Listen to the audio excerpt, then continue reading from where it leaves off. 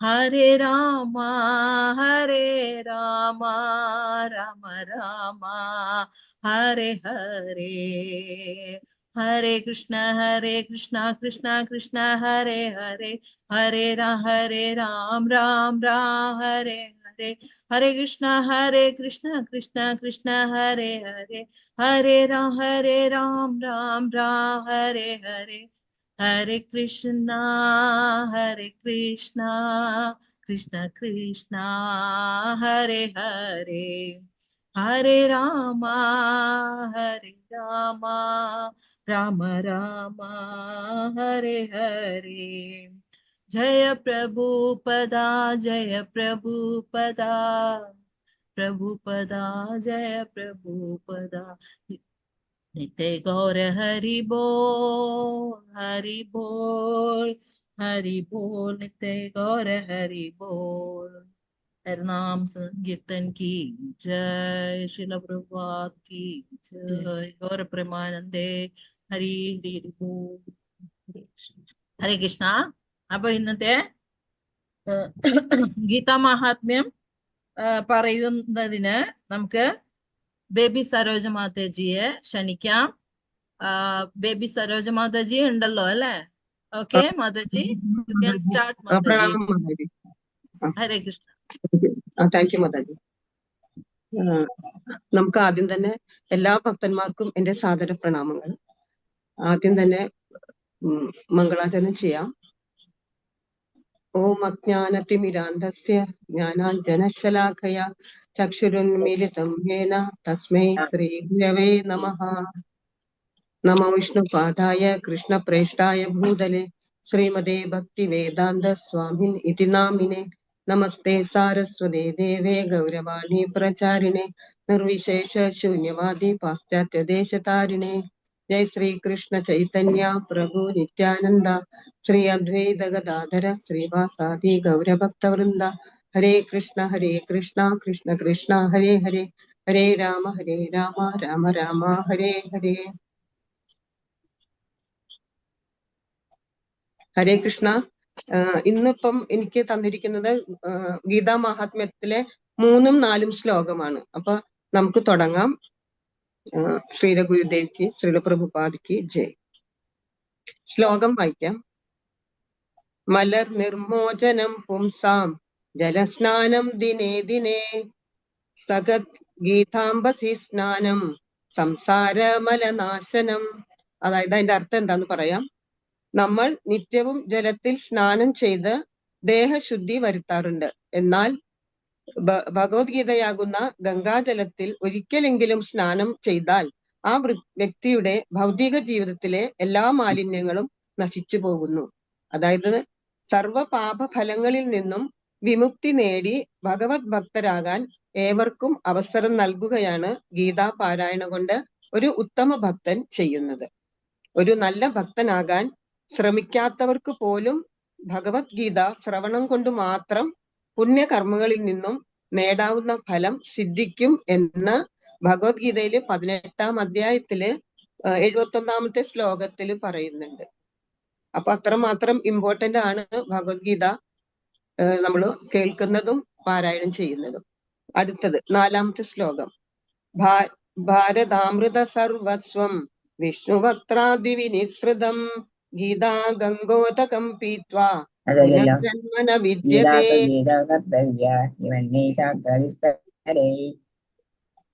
ഗംഗാജലം പാനം ചെയ്യുന്നവൻ മോക്ഷം പ്രാപിക്കുന്നു.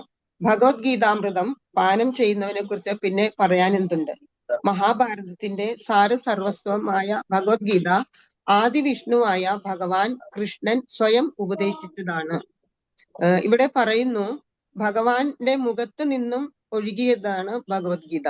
അപ്പോൾ ഗംഗയോ ഭഗവാന്റെ പാദപത്മങ്ങളിൽ നിന്നും. യഥാർത്ഥത്തിൽ ഭഗവാന്റെ മുഖവും പാദവും തമ്മിൽ തീർച്ചയായിട്ടും യാതൊരു വ്യത്യാസവുമില്ല.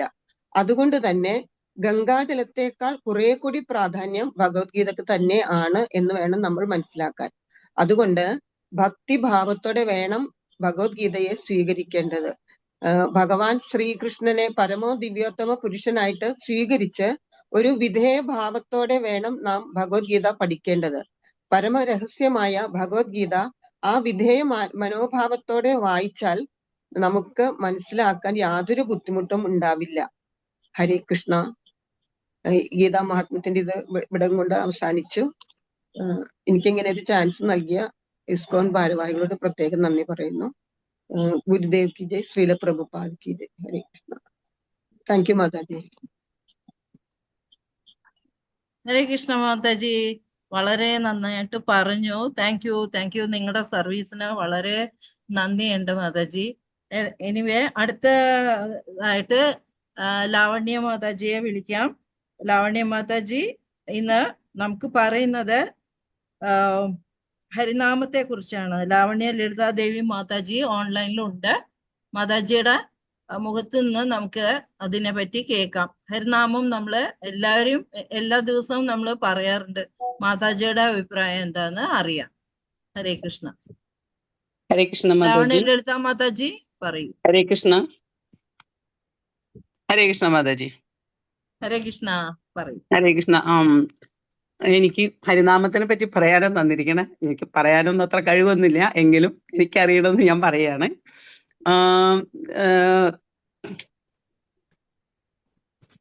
നമ്മൾക്ക് ചൈതന്യ അഷ്ടകം ഉണ്ട്. ചൈതന്യാഷ്ടകത്തിലെ മൂന്നാമത്തെ ശ്ലോകം വരുന്നത്, മൂന്നാമത്തെ അഷ്ടകം, 8 അഷ്ടകമാണ് വരുന്നത്. ചൈതന്യ മഹാപ്രഭു നമുക്ക് തന്നിട്ടുള്ളത്.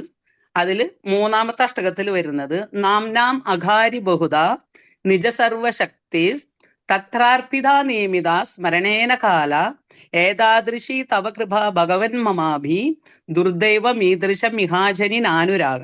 അതിൽ നമുക്ക് ആദ്യത്തെ ആ ഒരു സെന്റൻസ് മാത്രമാണ് എന്താ പറയാ ഞാനിവിടെ പറയാൻ പോകുന്നത്. നാം അകാരി ബഹുദ നിജ സർവശക്തി. അതായത് നാമത്തില് എല്ലാ ശക്തിയും എന്താ പറയാ അടങ്ങിയിട്ടുണ്ടെന്ന്. നാം അഘാരി ബഹുദ, അത് അനേക ശക്തികളുണ്ട്. അപ്പൊ ഈ അനേക ശക്തികൾ എന്ന് പറഞ്ഞു കഴിഞ്ഞാൽ സത്യത്തിൽ 15 ശക്തികളുണ്ട്. അതിൽ നമ്മൾക്ക് ഒരു ശക്തിനെ പറ്റി മാത്രം ജസ്റ്റ് ഒരു ചെറുതായിട്ടൊന്ന് പറയാം. അതായത് അതിലത്തെ ഒരു ശക്തി എന്ന് പറയുന്നത് സമ്പദാ ശക്തി. അതിൽ കുറെ ശക്തി വരുന്നുണ്ട്. സർവ്വവ്യാധി ശക്തി, എന്താ പറയാ, അതിൽ കുറെ ശക്തികളുണ്ട്. 15 പേര് എനിക്ക് ഓർക്കുന്നില്ല. അതിൽ സമ്പദാ ശക്തിനെ പിന്നെ, സമ്പദാ ശക്തി എന്ന് വെച്ചാൽ സമ്പത്ത്. സമ്പത്ത് എന്ന് പറയാൻ നിറഞ്ഞു കവിയാന്നുള്ളൊരു ഇതുണ്ട്. അതിന് വേറൊരു പേരും കൂടി ഉണ്ട്, ലക്ഷ്മി പ്രാപ്തി ശക്തി, അല്ലെ സർവ്വദാരിദ്ര്യനാശിനി. ഈ 2 പേരും കൂടി എന്താ പറയാ ഇതിൽ തന്നെ വരുന്നതാണ്. ഈ 2 പേരും പറയുന്നതാണ്. ഇതിന്റെ സത്യത്തില് ഇതിനൊരു ചെറിയൊരു എന്താ പറയാ ഒരു കഥ പോലെ കഥ ഉണ്ട് ഇത് നമുക്ക് മനസ്സിലാക്കാനായിട്ട്. അതായത് ഒരു ഭക്തനല്ല, അയാൾക്ക് പൈസ വേണമായിരുന്നു, പൈസയുടെ ആവശ്യം ഉണ്ടായിരുന്നു. അപ്പൊ അയാള് വിചാരിച്ചു ശിവഭഗവാനെ പ്രാർത്ഥിക്കാന്ന്. അങ്ങനെ അയാൾ ശിവഭഗവാനെ പ്രാർത്ഥിക്കും.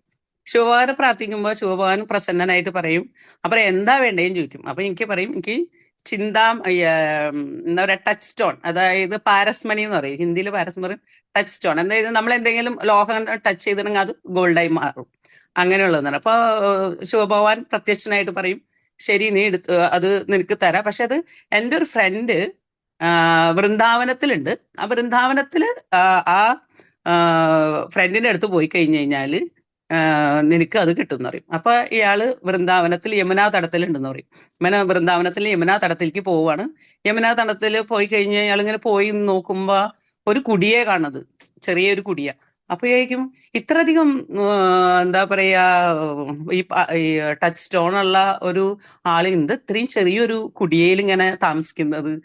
എന്തായാലും പോയി നോക്കാം, ശിവജി പറഞ്ഞ ശൈലി എന്നിട്ട് പുള്ളിക്കാരൻ പോയി കഴിഞ്ഞിട്ട് അവിടെ ചെന്ന് കഴിയുമ്പോ എന്താ പറയാ അവിടുത്തെ സനാതന ഗോസ്വാമിനെ കാണും. സനാതന ഗോസ്വാമിനെ കാണുമ്പോൾ സനാതന ഗോസ്വാമിയോട് ചോദിക്കും. അപ്പൊ പറയാ, നീ വന്ന വഴിയൊന്നും തെറ്റില്ല, ഇതന്നെയാ ശരി എന്ന് പറയാം. പറയും, എനിക്കിങ്ങനെ ശിവജി പറഞ്ഞു വെച്ചിട്ട് ഞാൻ വന്നതാണെന്ന് പറയും. അപ്പൊ പറയുമ്പോ എന്താ പറയാ എനിക്കിങ്ങനെ ഈ പാരസ്മണി മീൻസ് ടച്ച് സ്റ്റോൺ വേണമെന്ന് പറയും.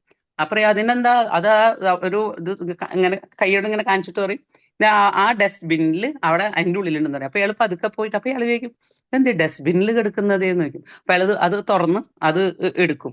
അപ്പൊ കിട്ടിക്കഴിഞ്ഞപ്പോ അയാളൊന്ന് ടെസ്റ്റ് ചെയ്ത് നോക്കും ശരി തന്നെയാണോന്ന്. അപ്പൊ ഒരു ലോഹയുടെ കഷ്ണം ലോഹം വെച്ച് ഗോൾഡായി. അപ്പൊ അയാൾ ഭയങ്കര ഹാപ്പി. അപ്പൊ അയാള് സനാതന ഗോസ്വാമിയുടെ അടുത്ത് നിന്ന് വളരെ സന്തോഷമായിട്ട് അയാൾ വീട്ടിലേക്ക് തിരിച്ചു പോകും. വീട്ടിലേക്ക് തിരിച്ചു പോണ വഴിക്ക് അയാൾ ചിന്തിക്കുകയാണ് അയ്യോ ഈ അവിടത്തെ ഈ മഹാരാജിന്റെ കയ്യിൽ ഈ ടച്ച് സ്റ്റോൺ ഉണ്ടായിട്ടും മഹാരാജിന് അത് വേണ്ടല്ലോ. അപ്പൊ അയാൾ ചിന്തിക്കുമ്പോ വിചാരിക്കും ഇതിനേക്കാളും വലിയൊരു ഇത് സമ്പത്ത് എന്തോ ഉണ്ട് അവിടെ, ഞാൻ അത് പോയി ചോദിക്കാന്നിരിക്കും. അപ്പൊ അയാൾ തിരിച്ചു വരും. തിരിച്ചു വന്നു കഴിഞ്ഞിട്ട് സനാതന ഗോസ്വാമിയോട് ചോദിക്കും എനിക്ക് ഇതിനേക്കാളും വലിയ സമ്പത്ത് ഉണ്ടെങ്കിൽ എനിക്ക് അത് വേണമെന്ന് പറയും. അപ്പോ സനാതന ഗോസ്വാമി പറയും ഇതിനേക്കാളും വലിയ സമ്പത്ത് എന്റെ കയ്യിലുണ്ട്, പക്ഷെ ഒരു കാര്യം ചെയ്യണം, ഈ ടച്ച് സ്റ്റോൺ എന്താ പറയാ അതായത് ഇത് നിങ്ങൾ ആ യമുനയിലേക്ക് എറിഞ്ഞു കളയണം എന്ന് പറയും. അപ്പൊ ആ യമുനയിലേക്ക് എന്താ പറയാ ഈ ഭക്തൻ എറിഞ്ഞു കളയും. എറിഞ്ഞു കളഞ്ഞു കഴിഞ്ഞിട്ട് പറയും നിങ്ങൾക്ക് ഭൗതികമായിട്ടുള്ള സമ്പത്ത് കൊണ്ട് നിങ്ങൾക്ക് വേണമെങ്കിൽ എന്തും വേണമെങ്കിൽ വാങ്ങിക്കാം. എന്താ പറയാ നമുക്ക് വീട് വേണോ കാറ് വേണോ അല്ലെങ്കിൽ നമുക്ക് എന്തൊക്കെ വേണം അതുകൊണ്ടൊക്കെ വാങ്ങിക്കും. പക്ഷെ അതിലും വലിയൊരു സമ്പത്ത് ഞാൻ നിങ്ങൾക്ക് തരാം. അതെന്താന്ന് വെച്ചിട്ടുണ്ടെങ്കിൽ ഗോലകേര പ്രേമധന ഹരിനാമ സങ്കീർത്തൻ എന്ന് പറയും. അതുകൊണ്ട് നിങ്ങൾക്ക് ഈ ഇതുകൊണ്ട് നിങ്ങൾക്ക് ഭൗതികമായ സമ്പത്തെ വാങ്ങിക്കാൻ പറ്റുള്ളൂ. പക്ഷെ ഇതുകൊണ്ട് നിങ്ങൾക്ക് എന്താ പറയാ ലക്ഷ്മീപതിയായ ഭഗവാനെ തന്നെ നിങ്ങൾക്ക് വാങ്ങിക്കാൻ പറ്റും. അതാണ് നിങ്ങൾക്ക് ഇതുകൊണ്ടുള്ള ഗുണം എന്ന് പറയും. അങ്ങനെ ആ ഹരിനാമ രൂപിയായിട്ടുള്ള ഇത് ഈ ഭക്തന് കൊടുക്കാണ്. അപ്പൊ നമ്മളതിന് അറിയാനുള്ളതെന്ന് വെച്ചിട്ടുണ്ടെങ്കിൽ ഈ ഹരിനാമം കൊണ്ട് നമുക്ക് ഭൗതികമായ സമ്പത്തല്ല, അതിനേക്കാളും ആധ്യാത്മികമായ സമ്പത്തും നമുക്ക് ഇതിനോടൊപ്പം ഉണ്ടായിരിക്കും. അതാണ് നമുക്ക് നമ്മുടെ ജീവിതത്തിൽ വേണ്ടത്. അത്രയാണ് ഈ ഞാൻ എന്താ പറയാ എനിക്ക് അറിയുന്നത് ഞാൻ പറഞ്ഞത്. ഇതിൽ എന്തെങ്കിലും തെറ്റുണ്ടെങ്കിൽ എല്ലാവരും ക്ഷമിക്കണം. എനിക്ക് ഒരു ഇതുപോലെ ഇതിനൊരു വഴി തന്ന എന്താ പറയാ എല്ലാവർക്കും നന്ദി, നമസ്കാരം. ഹരേ കൃഷ്ണ. ഹരേ കൃഷ്ണ മാതാജി, ധന്യവാദ്. നന്നായിട്ട് ചിന്താമണിയെ പറ്റിയും നന്നായിട്ട് പറഞ്ഞു മാതാജി. ഇനി ഇതുപോലെ മാതാജിയുടെ സർവീസ് നമുക്ക് ആവശ്യമുണ്ട് നന്നായിട്ട് പറയാനായിട്ട്. എനിവേ താങ്ക് യു മാതാജി. ഹരേ കൃഷ്ണ. ഹരേ കൃഷ്ണ. നല്ല കഥയാണ് പറഞ്ഞത്, നന്നായിട്ട് വിവരിക്കാനും പറ്റി മാതാജിക്ക്. എനിവേ മാതാജിക്ക് ആദ്യം ഹെസിറ്റേഷൻ ഉണ്ടായിരുന്നു, അത് ഞാൻ എങ്ങനെ പറയും എന്നൊക്കെ. അങ്ങനെയൊന്നും അല്ല. ഭഗവാനെ കുറിച്ചോ ഭഗവത് ഹരിനാമത്തെ കുറിച്ചോ നമ്മളൊന്നും തന്നെ പേടിക്കേണ്ട കാര്യമില്ല. നല്ല സ്റ്റോറിയാണ് മാതാജി പറഞ്ഞത്. ഓക്കെ, ഹരേ കൃഷ്ണ മാതാജി. നല്ല കാര്യം. ഓക്കെ, അടുത്തതായി നമുക്ക് ഇന്നത്തെ ഭഗവത്ഗീതയെ കുറിച്ചിട്ട് പറയാനും ശ്ലോകങ്ങളെ പറ്റി വിവരിക്കാനും നമുക്ക് സർവജയ സുസേവിനി ദേവി മാതാജിയെ ക്ഷണിക്കാം. മാതാജിയെ ക്ഷണിക്കുന്നതിന് മുമ്പ് ഞാൻ അവരെ കുറിച്ച് മാതാജിയെ കുറിച്ച് 2 വാക്കുകൾ പറയാൻ ആഗ്രഹിക്കുന്നു. മാതാജി ആക്ച്വലി ഷോജാ പുരുഷോത്തമൻ എന്നാണ് കാർമിക് നെയിം. പിന്നെ സ്പിരിച്വൽ നെയിം സർവജയ സുസേവിനി ദേവിദാസി. അപ്പൊ അവര് പ്രൊഫഷണലി ഒരു ടീച്ചറായിരുന്നു. പിന്നെ ഉദയം പേരിലാണ് താമസിക്കുന്നത്. ഹസ്ബൻഡും മോള് നന്നായിട്ട് ഡാൻസ് ഒക്കെ ചെയ്യുന്നതും നമ്മുടെ സത്സംഗത്തില് നല്ല സർവീസ് ഒക്കെ കൊടുക്കുന്ന മോളുമാണ്. മാതാജി ആക്ച്വലി ഇസ്കോണിൽ വന്നത് 2016, അതും ഒമാനിൽ വെച്ചിട്ട്, സുൽത്താനേറ്റ് ഓഫ് ഒമാനിൽ വെച്ചിട്ടാണ് മാതാജി ആദ്യമായിട്ട് ഇസ്കോണിൽ ജോയിൻ ചെയ്തത്. അണ്ടർ ദ ഗൈഡൻസ് ഓഫ് ശിക്ഷാഗുരു അതുല്യ ദാമോദർ ദാസ് പ്രഭുവിനോട് കൂടെ. പിന്നെ 2024 നമ്മുടെ ഗുരു മഹാരാജ് ജയപ്രതാക് മഹാരാജിന്റെ അടുത്ത് നിന്ന് മാതാജിക്ക് ഗുരു ദീക്ഷയും കിട്ടി, മന്ത്രദീക്ഷയും കിട്ടി. അപ്പൊ ഇപ്പൊ മാതാജി നമ്മുടെ ഇസ്കോണില് നല്ലൊരു സർവീസ് മെന്റാലിറ്റി ആയിട്ട് എല്ലാ കാര്യത്തിലും നല്ല ആക്റ്റീവ് ആണ്. മാതാജി ചിൽഡ്രൻ ക്ലാസ് ഒക്കെ കണ്ടക്ട് ചെയ്യാറുണ്ട് തൃപ്പൂണിത്തറയില്, ഉദയം പേരൂരില്. അപ്പൊ നമുക്ക് മാതാജിയെ നമ്മുടെ ഇന്നത്തെ ക്ലാസ്സിലേക്ക് സ്വാഗതം ചെയ്യാം. ഹരേ കൃഷ്ണ കൃഷ്ണ കൃഷ്ണ ഹരേ ഹരേ, ഹരേ രാമ രാമ രാമ ഹരേ ഹരേ. മാതാജി, ഓവർ ടു യു മാതാജി. ഹരേ കൃഷ്ണ, ഹരേ കൃഷ്ണ. വെൽക്കം, എല്ലാവർക്കും സ്വാഗതം. കൊച്ചി ഇസ്കോൺ സെന്ററിലെ ഓൺലൈൻ ഗീത ക്ലാസ്സിലേക്ക് എല്ലാവർക്കും സ്വാഗതം. ആ, പിന്നെ എല്ലാവരും വളരെ താല്പര്യത്തോടുകൂടി തന്നെ ഗീതാ മാഹാത്മ്യം, അതുപോലെ നാമ മാഹാത്മ്യം ഇതെല്ലാം മനസ്സിലാക്കി വളരെ സീരിയസ് ആയിട്ടുള്ള സ്റ്റഡിയാണ് ഗീത പഠനത്തിന് വേണ്ടി ഒരുങ്ങിയിരിക്കുകയാണെന്ന് എനിക്ക് മനസ്സിലായി. വളരെ നല്ല കാര്യം. കാരണം ഗീത എന്ന് പറയുന്നത് പലരും ഒരു ഒരു തവണ വായിച്ചിട്ട് മനസ്സിലാക്കിയവരുണ്ട്. അതുപോലെ തന്നെ ഒരു 1000 തവണ പോലും വായിച്ചിട്ട് മനസ്സിലാക്കാൻ പറ്റാത്തവരുണ്ട്. അത്രയും ഡെപ്തിലേക്ക് പോകുന്നവർ പോയാൽ പോലും അത് പെട്ടെന്നൊന്നും അത് മനസ്സിലാക്കാൻ പറ്റാത്ത ഒരു ഒരു അത്രയ്ക്കും ഡെപ്താണ് ഇതിന്.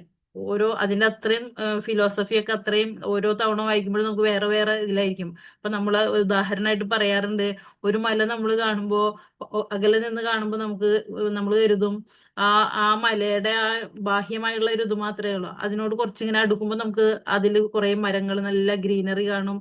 കുറച്ചും കൂടെ അടുത്ത് ചെന്ന് കഴിഞ്ഞാല് അതിനുള്ളിൽ കുറെ ജീവജാലങ്ങളെ കാണാം, അല്ലെ? മൃഗങ്ങളായാലും ബേർഡ്സ്, പക്ഷികളും അങ്ങനെയുള്ള ഇതുകൾ കാണും. അടുത്തടുത്ത് ചെല്ലുമ്പോഴാണ് പിന്നെ അതിന്റെ പല പല ആ നിഗൂഢതകളൊക്കെ നമ്മൾ മനസ്സിലാക്കുക.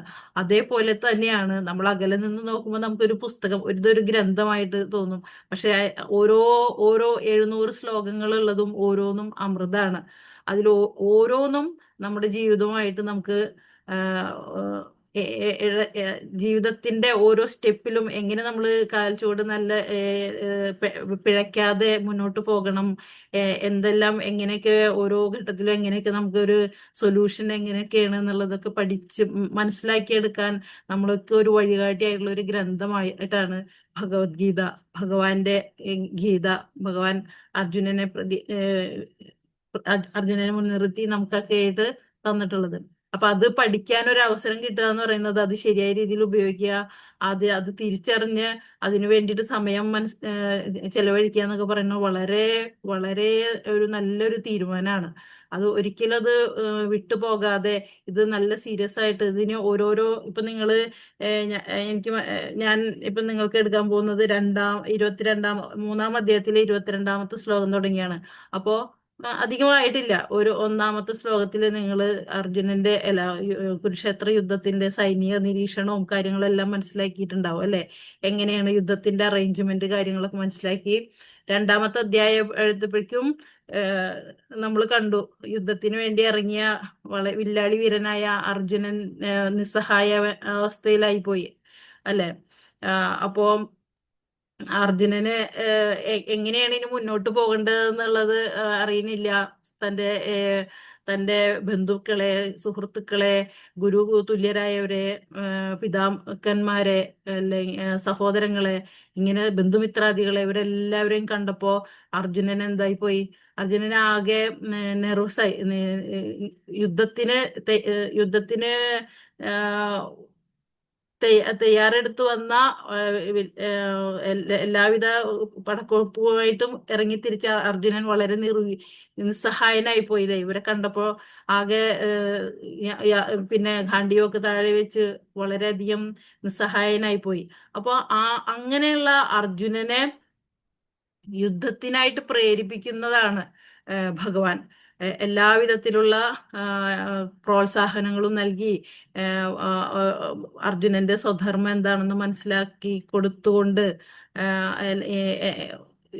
പലതരത്തിലും ഇതിൽ നിന്ന് രക്ഷപ്പെടാൻ, ഒളിച്ചോടി പോകാനും, സന്യാസം സ്വീകരിക്കാനും, ഭിക്ഷാടനത്തിന് പോകാനും, അങ്ങനെയൊക്കെ പലതരത്തിലുള്ള പോംവഴികളൊക്കെ ഈ യുദ്ധത്തിൽ നിന്ന് രക്ഷപ്പെടാൻ വേണ്ടിയിട്ട് അർജുനൻ കണ്ടെത്തിയെങ്കിലും ഭഗവാൻ പല പല കാര്യങ്ങളൊക്കെ മനസ്സിലാക്കി കൊടുത്തു. 2-ാമത്തെ അധ്യായത്തിൽ നമ്മൾ കണ്ടു ഈ അർജുനന്റെ ഭയത്തിന് കാരണം എന്താണ്?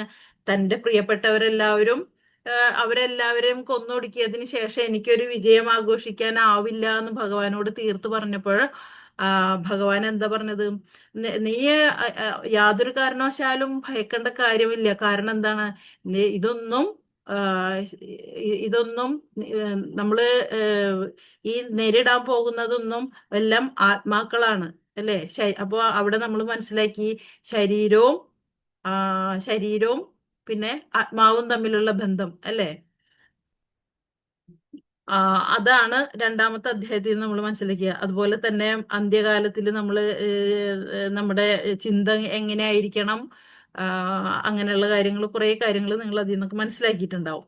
അങ്ങനെ എത്ര എത്ര പറഞ്ഞിട്ടും യുദ്ധത്തിന് വേണ്ടി തയ്യാറാകാൻ ആവാത്ത അർജുനന് കൂടുതൽ കൂടുതൽ പ്രോത്സാഹനവും മനോധൈര്യമൊക്കെ കൊടുക്കുന്നതിന് വേണ്ടിയിട്ട് ഭഗവാൻ വീണ്ടും വീണ്ടും ഒരുപാട് കാര്യങ്ങൾ ഉപദേശങ്ങളായിട്ട് കൊടുത്തുകൊണ്ടിരിക്കുകയാണ്. അങ്ങനെയാണ് നമ്മൾ മൂന്നാമത്തെ അധ്യായത്തിലേക്ക് കടന്നത്. ആ മൂന്നാമത്തെ അധ്യായം എന്താണ്? കർമ്മയോഗം എന്നുള്ള പേരിലാണ് അറിയപ്പെടുന്നത്. അപ്പൊ ആ കർമ്മയോഗത്തില് നിങ്ങളിപ്പോ എവിടെയാണ് എത്തിച്ചേർന്നിരിക്കുന്നത്? 22ാമത്തെ ശ്ലോകം തുടങ്ങി നമുക്ക് എടുക്കണം. അപ്പൊ ഇതിന്റെ ഇപ്പോ നമ്മൾ എടുക്കുന്നതിന്റെ ഈ 22ന്റെ തൊട്ട് മുന്നത്തെ കാര്യം കൂടെ പറഞ്ഞ് ചിലപ്പോൾ നിങ്ങൾക്ക് ഓർമ്മ ഉണ്ടാവും. അതുകൊണ്ട് ഞാൻ മ്യൂട്ട് ആക്കണം കേട്ടോ, മ്യൂട്ട് ആക്കണം, സൗണ്ട് വേറെ വരുന്നേ. അപ്പൊ ഇതിന്റെ ബാക്ക്ഗ്രൗണ്ട് ഇപ്പൊ ഞാൻ പറഞ്ഞ ഈ ബാക്ക്ഗ്രൗണ്ട് വെച്ചിട്ട് ഒന്നും കൂടെ ഞാൻ അതിന്റെ തൊട്ട് മുന്നത്തെ ശ്ലോകം പറഞ്ഞാൽ നിങ്ങൾക്ക് കഴിഞ്ഞ ക്ലാസ്സിന്റെ ഒരു കണ്ടിന്യൂഷൻ കിട്ടും. അതായത് 22ാമത്തെ ശ്ലോകത്തിന് മുന്നേ 21ാമത്തത് യദ്യദാചരതി ശ്രേഷ്ഠ തദേ ദേവേതരോ ജനഃ സയത് പ്രമാണം കുരുതേ ലോകസ്തദനുവർത്തതേ. അതായിരുന്നു. അതായത് ഒരു ശ്രേഷ്ഠനായ വ്യക്തി എന്തു തന്നെ ചെയ്താലും സാധാരണ ജനങ്ങൾ അദ്ദേഹത്തെ അനുകരിക്കുന്നു. മാതൃകാപരങ്ങളായ പ്രവൃത്തികളിൽ അദ്ദേഹം സ്വീകരിക്കുന്ന മാനദണ്ഡങ്ങളെ ലോകമൊട്ടാകെ ആദരിക്കുന്നു. ഇതാണ് പറഞ്ഞു വെച്ചിരിക്കുന്നത്. അതായത് എന്താണ്? അർജുനൻ പല മാർഗങ്ങളും ഈ യുദ്ധക്കളത്തിൽ നിന്ന് രക്ഷപ്പെടാൻ, യുദ്ധം ചെയ്യാതിരിക്കാൻ വേണ്ടിയിട്ട് പല കാര്യങ്ങളും ഭഗവാനോട് പറഞ്ഞു നോക്കി. അപ്പോ ഇങ്ങനെ ഒളിച്ചോടുന്നവൻ ഒരു ആണും പെണ്ണും കെട്ടവനാണ്, അല്ലെങ്കിൽ അത് ഒരു ക്ഷത്രിയ ക്ഷത്രിയന് ചേർന്നതല്ല. ഒരു വില്ലാളി വീരനായ അർജുനൻ ക്ഷത്രിയധർമ്മം പാലിക്കേണ്ടവനാണ്, സ്വധർമ്മം പാലിക്കേണ്ടവനാണ് എന്നൊക്കെ പലതരത്തിലും ഭഗവാൻ പറഞ്ഞു നോക്കി അർജുനനോട്. പക്ഷെ അർജുനന്റെ ഭാവത്തിന് യാതൊരു മാറ്റവും ഇല്ലാതിരിക്കുകയാണ്. അപ്പോഴാണ് വീണ്ടും ഒരു ഉപദേശം കൊടുത്തത്. എന്താണ്? ശ്രേഷ്ഠനായൊരു വ്യക്തി, അതായത് അർജുനൻ അറിയപ്പെടുന്നത് വില്ലാളി വീരൻ എന്നാണ്. അങ്ങനെ അതുപോലെ അർജുനനെ പോലെ ശ്രേഷ്ഠനായൊരു വ്യക്തി എന്ത് ചെയ്താലും അത് സാധാരണ ജനങ്ങൾ അർജുനൻ, വില്ലാളി വീരനായ അർജുനനാണ് ഇപ്പൊ ഇങ്ങനെ ചെയ്യുന്നത്, അപ്പൊ പിന്നെ നമ്മൾ എന്തിനാ യുദ്ധം ചെയ്യുന്നത്? നമുക്കും യുദ്ധക്കളത്തിൽ നിന്ന് മാറി നിൽക്കാം, അല്ലെങ്കിൽ യുദ്ധം ചെയ്യേണ്ട കാര്യമില്ല. നമുക്ക് ഈ ഒരു അർജുനനെ ഒരു മോഡലായിട്ട്, ഒരു മാതൃകാ പുരുഷനായിട്ടാണ് കാണുന്നത്. അപ്പൊ ആ അർജുനൻ എന്താണോ ചെയ്യുവാൻ പോകുന്നത് അതിനെ ഫോളോ ചെയ്യാൻ, അതിനനുകരിക്കാൻ ആളുകളുണ്ട്. അപ്പൊ അതുകൊണ്ട് ഭഗവാൻ അത് ഓർമ്മിപ്പിക്കുകയാണ്. ശ്രേഷ്ഠനായ വ്യക്തികൾ എന്ത് ചെയ്താലും സാധാരണ ജനങ്ങൾ അദ്ദേഹത്തെ അനുകരിക്കും. അപ്പൊ മാതൃകാപരമായ പ്രവർത്തികളിൽ അദ്ദേഹം സ്വീകരിക്കുന്ന മാനദണ്ഡങ്ങളെ ലോകമൊട്ടാകെ ആദരിക്കും. അതേസമയം അതിൽ നിന്ന് രക്ഷപ്പെടാതെ തന്റെ സ്വധർമ്മം എന്താണ്? ഒരു ക്ഷത്രിയന്റെ സ്വധർമ്മം എന്താണ്? രാജ്യരക്ഷ. അതിനു വേണ്ടിയിട്ട് യുദ്ധമാണെങ്കിൽ യുദ്ധം, ഒന്നും യാതൊരു തന്റെ മുന്നിലുള്ള പ്രതിബന്ധങ്ങളൊന്നും അതിനൊന്നും ആ രാജ്യരക്ഷയ്ക്ക് ഇതിന് തടസ്സമാവാൻ പാടില്ല. അതെല്ലാം വകവെക്കാതെ സ്വന്തം ബന്ധുക്കളോ പിതൃക്കളോ അല്ലെങ്കിൽ സഹോദരങ്ങളോ ആരായിരുന്നാലും ശരി യുദ്ധം ചെയ്ത് ആ യുദ്ധം വിജയിപ്പിച്ചെടുക്കുക, അതാണ് ക്ഷത്രിയന്റെ ധർമ്മം. അത് ആ യുദ്ധക്കളത്തിൽ നിന്ന് ഓടി രക്ഷപ്പെടുന്നതിനേക്കാളും ആ സ്വധർമ്മം അനുഷ്ഠിക്കുമ്പോൾ അതായിരിക്കും ജനങ്ങള് മാതൃകാപരമായിട്ട് ഫോളോ പിന്തുടരുക. അപ്പൊ അങ്ങനെ മാതൃക കാണിക്കേണ്ട ആളാണ് അർജുനനെ ഓർമ്മിപ്പിച്ചതാണ് ഇതിന്റെ തൊട്ട് മുന്നത്തെ ശ്ലോകത്തില്. അപ്പൊ നിങ്ങൾക്ക് കണക്ഷൻ കിട്ടി കാണും, മനസ്സിലായല്ലോ. ഈ അർജുനൻ യുദ്ധക്കളത്തില് വളരെയധികം നെർവസായ അല്ലെങ്കിൽ യുദ്ധമുഖത്തിൽ ദുർബലനായിരിക്കുന്ന അർജുനനെ ഭഗവാൻ ഉപദേശിച്ചുകൊണ്ടിരിക്കുന്ന ഭാഗങ്ങളിലൂടെയാണ് നമ്മൾ പോയിക്കൊണ്ടിരിക്കുന്നത്. അപ്പൊ 22ാമത്തെ ശ്ലോകം നോക്കാം. അടുത്തത്, നമേ പാർത്ത പാർത്ഥാസ്തി കർത്തവ്യം ത്രിഷു ലോകേഷു കിഞ്ചന നാനാവാപ്തമവാപ്തവ്യം വർത്ത ഏവ ച കർമ്മണി. പാർത്ഥ ശ്രീല പ്രഭുപാദ് കി ജയ്. വിവർത്തനം ശ്രീല പ്രഭുപാദ് കി ജയ്. പാർത്ഥ, 3 ലോകങ്ങളിലും എനിക്ക് ചെയ്യേണ്ടതായിട്ട് ഒന്നുമില്ല. ഇല്ലാത്തതായോ ആവശ്യമായതായോ ആയി യാതൊന്നുമില്ല.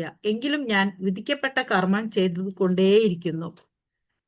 ഇവിടെ ഭഗവാൻ പറയാണ്, ഈ ഭഗവാൻ അർജുനനോട് പറഞ്ഞു, മാതൃക കാണിക്കണം, ഇങ്ങനെ ഓടിപ്പോവാൻ പാടില്ല. കാരണം ശ്രേഷ്ഠരായ വ്യക്തികളെ ഫോളോ ചെയ്യാൻ ആളുകളുണ്ട്, അവർ മോഡലായിരിക്കണം, സമൂഹത്തിന്റെ മാതൃകയായിരിക്കണം. ഇനി എന്റെ കാര്യം എടുത്തു നോക്കൂ. എന്താണ് പാർത്ഥ, 3 ലോകങ്ങളിൽ എനിക്ക് ചെയ്യേണ്ടതായിട്ട്, കാരണം എന്താണ്, ഈ 3 ലോകത്തിന്റെ അധിപതി ഞാനാണ്. എന്നിൽ നിന്നാണ് ഇതെല്ലാം ഉണ്ടായിട്ടുള്ളത്. ഈ സൃഷ്ടിയുടെ ഉടമ, ഈ സൃഷ്ടികർത്താവ് ഞാനാണ്. അതെല്ലാം അറിയാം. അപ്പൊ എനിക്ക് ഇല്ലാത്തതായോ ആവശ്യമായതായോ ആയി യാതൊന്നുമില്ല. എനിക്ക് ഒന്നും ഇല്ലാത്ത, എനിക്ക് എല്ലാത്തിന്റെയും സർവത്തിന്റെയും അധികാരി ഭഗവാനാണ്. എല്ലാതിന്റെ ഓണർ ഭഗവാനാണ്. ഭഗവാന് ഒന്നിന്റെയും കുറവില്ല. അതുപോലെ തന്നെ ആവശ്യമായതായിട്ടോ എനിക്ക് എന്തെങ്കിലും ആവശ്യങ്ങളോ അങ്ങനെയൊന്നും ഇല്ല. എങ്കിലും ഞാൻ എന്താ ചെയ്യുന്നത്, എന്റെ വിധിക്കപ്പെട്ട കർമ്മം ചെയ്തുകൊണ്ടേയിരിക്കുന്നു. പലതരത്തിലുള്ള കർമ്മങ്ങൾ ഭഗവാന്റേതായുള്ള തരത്തിലുള്ള കർമ്മങ്ങളെല്ലാം അനുഷ്ഠിച്ചുകൊണ്ടിരിക്കുകയാണ്. അപ്പൊ അതിന്റെ ഒക്കെ എന്തെങ്കിലും ആവശ്യമുണ്ടോ? ഇപ്പൊ അർജുനൻ നീ ചെയ്യുന്നത് പോലെ തന്നെ ഇതിൽ നിന്നൊക്കെ ഭഗവാനും വേണമെങ്കിൽ പിന്മാറാം. പക്ഷെ അതല്ല, ഭഗവാൻ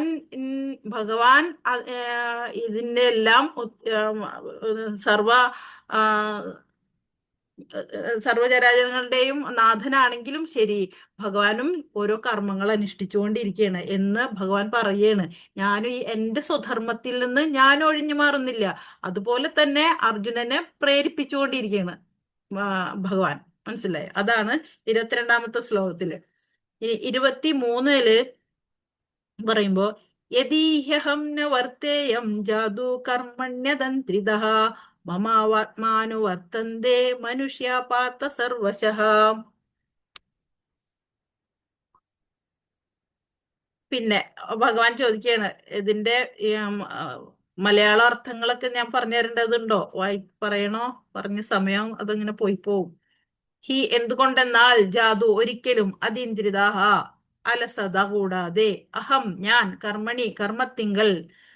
ശ്രീകൃഷ്ണ മാതാജി, ട്രാൻസ്ലേഷൻ മാത്രം മതി. ഓക്കെ. ഹരേ കൃഷ്ണ. ഹരേ കൃഷ്ണ. അപ്പൊ വിധിക്കപ്പെട്ട കർമ്മങ്ങൾ ഞാൻ ശ്രദ്ധയോടെ ചെയ്യാതിരുന്നു എങ്കിലും, അല്ലയോ പാർത്ഥ, ജനങ്ങൾ എന്റെ മാർഗം പിന്തുടരുമായിരുന്നു. എന്താ പറയുന്നത്? പാർത്ഥ, ഞാൻ എന്തിനാണ് ഇങ്ങനെ കർമ്മം ചെയ്യുന്നത് എന്നാൽ, ഞാൻ അലസനാകാതെ കർമ്മരംഗത്ത് ഇരുന്നിരുന്നെങ്കിൽ എന്നെ അനുകരിക്കുന്നവരും അതുപോലെ ആയേനെ. കാരണം ഞാൻ അലസനായിരിക്കുകയാണെങ്കിൽ എന്നെ അനുകരിക്കുന്നവർ അതുപോലെ ആയേനെ. അപ്പോ ഏത് സാഹചര്യത്തിലും ഞാൻ ആരാണെന്ന്, ഇപ്പൊ രാജാവായിട്ട് ഇരിക്കേണ്ട ഭഗവാനാണ് ഇപ്പൊ തേരാളിയായിട്ട് വന്നിരിക്കുന്നത്. അപ്പോ ഞാൻ ആരാണെന്നൊന്നും ചിന്തിക്കാതെ, ഞാൻ എന്റെ ധർമ്മം എന്താണോ ഞാൻ അനുഷ്ഠിക്കേണ്ട കാര്യങ്ങൾ, എന്താണ് ഞാൻ മാതൃകാപരമായിട്ട് പ്രവർത്തിക്കേണ്ടത്, അതാണ് ഞാൻ കാണിച്ചു തരുന്നത്. അതാണ് നിങ്ങളും ഓരോരുത്തരും ഫോളോ ചെയ്യേണ്ടത്. ഇവിടെ അലസനായുള്ള ഭഗവാനെ ആയിട്ട് കണ്ടു കഴിഞ്ഞാൽ എന്താണ്? ഇപ്പൊ നമുക്കറിയാം, ഭഗവാൻ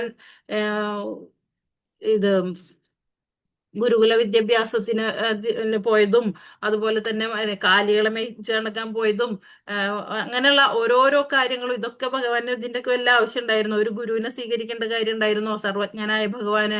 അപ്പൊ അതൊക്കെ അനുഷ്ഠിച്ച് കാണിക്കുന്നത് വെച്ചാല് അത് മാതൃകയാക്കാൻ വേണ്ടി. അപ്പൊ ഭഗവാനെ പോലെ നമുക്ക് ഒരു മാതൃകയായിട്ട് ഭഗവാൻ തന്നെ നമ്മുടെ മുന്നിൽ ഉണ്ടാവുമ്പോ അതെല്ലാവർക്കും അനുകരിക്കാവുന്നതാണ്. അതുകൊണ്ട് ഭഗവാൻ അവിടെ അലസത കാണിച്ചിട്ടില്ല. അപ്പൊ ഇതാണ് 23ാമത്തെ ശ്ലോകത്തിൽ പറയുന്നത്. വിധിക്കപ്പെട്ട കർമ്മങ്ങൾ ഞാനും ശ്രദ്ധയോടെ ചെയ്യുന്നു എന്നുള്ളത് കാണിക്കുകയാണ്. പിന്നെ ഉത്സിതേരുമേ ലോകോ ന കുര്യാം കർമ്മ ചേദഹം സങ്കരസ്യ ച കർത്ത സ്യാമുപാഹന്യമിമാ പ്രജാ. ഞാൻ കർത്തവ്യം നിർവഹിക്കാതിരുന്നാൽ ഈ ലോകങ്ങളെല്ലാം നാശമടയും. അനാവശ്യമായ ജനപ്പെരുപ്പത്തിന് ഞാൻ കാരണമായി തീരും. അങ്ങനെ ജീവജാലങ്ങൾക്കെല്ലാം സമാധാനം നഷ്ടപ്പെടുകയും ചെയ്യും.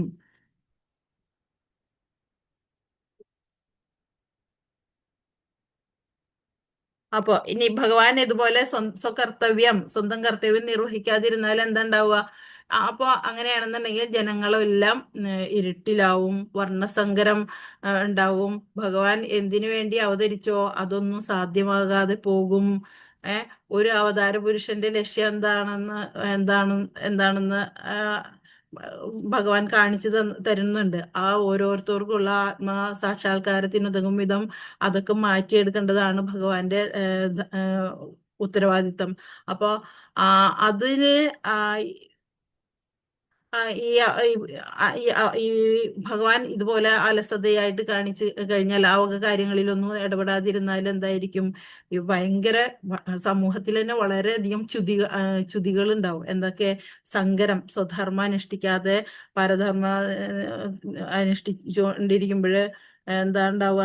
സങ്കര സന്തതികൾ ഉണ്ടാവും, അനാവശ്യമായ ജനപ്പെരുപ്പുണ്ടാവും. അങ്ങനെ യുദ്ധം ചെയ്യാതെ സന്യാസത്തിന് പോയാൽ എന്താ? അപ്പോ അങ്ങനെ പോയാൽ എന്താ ഉണ്ടാവുക? അപ്പം രണ്ടും ശരിയാവില്ല.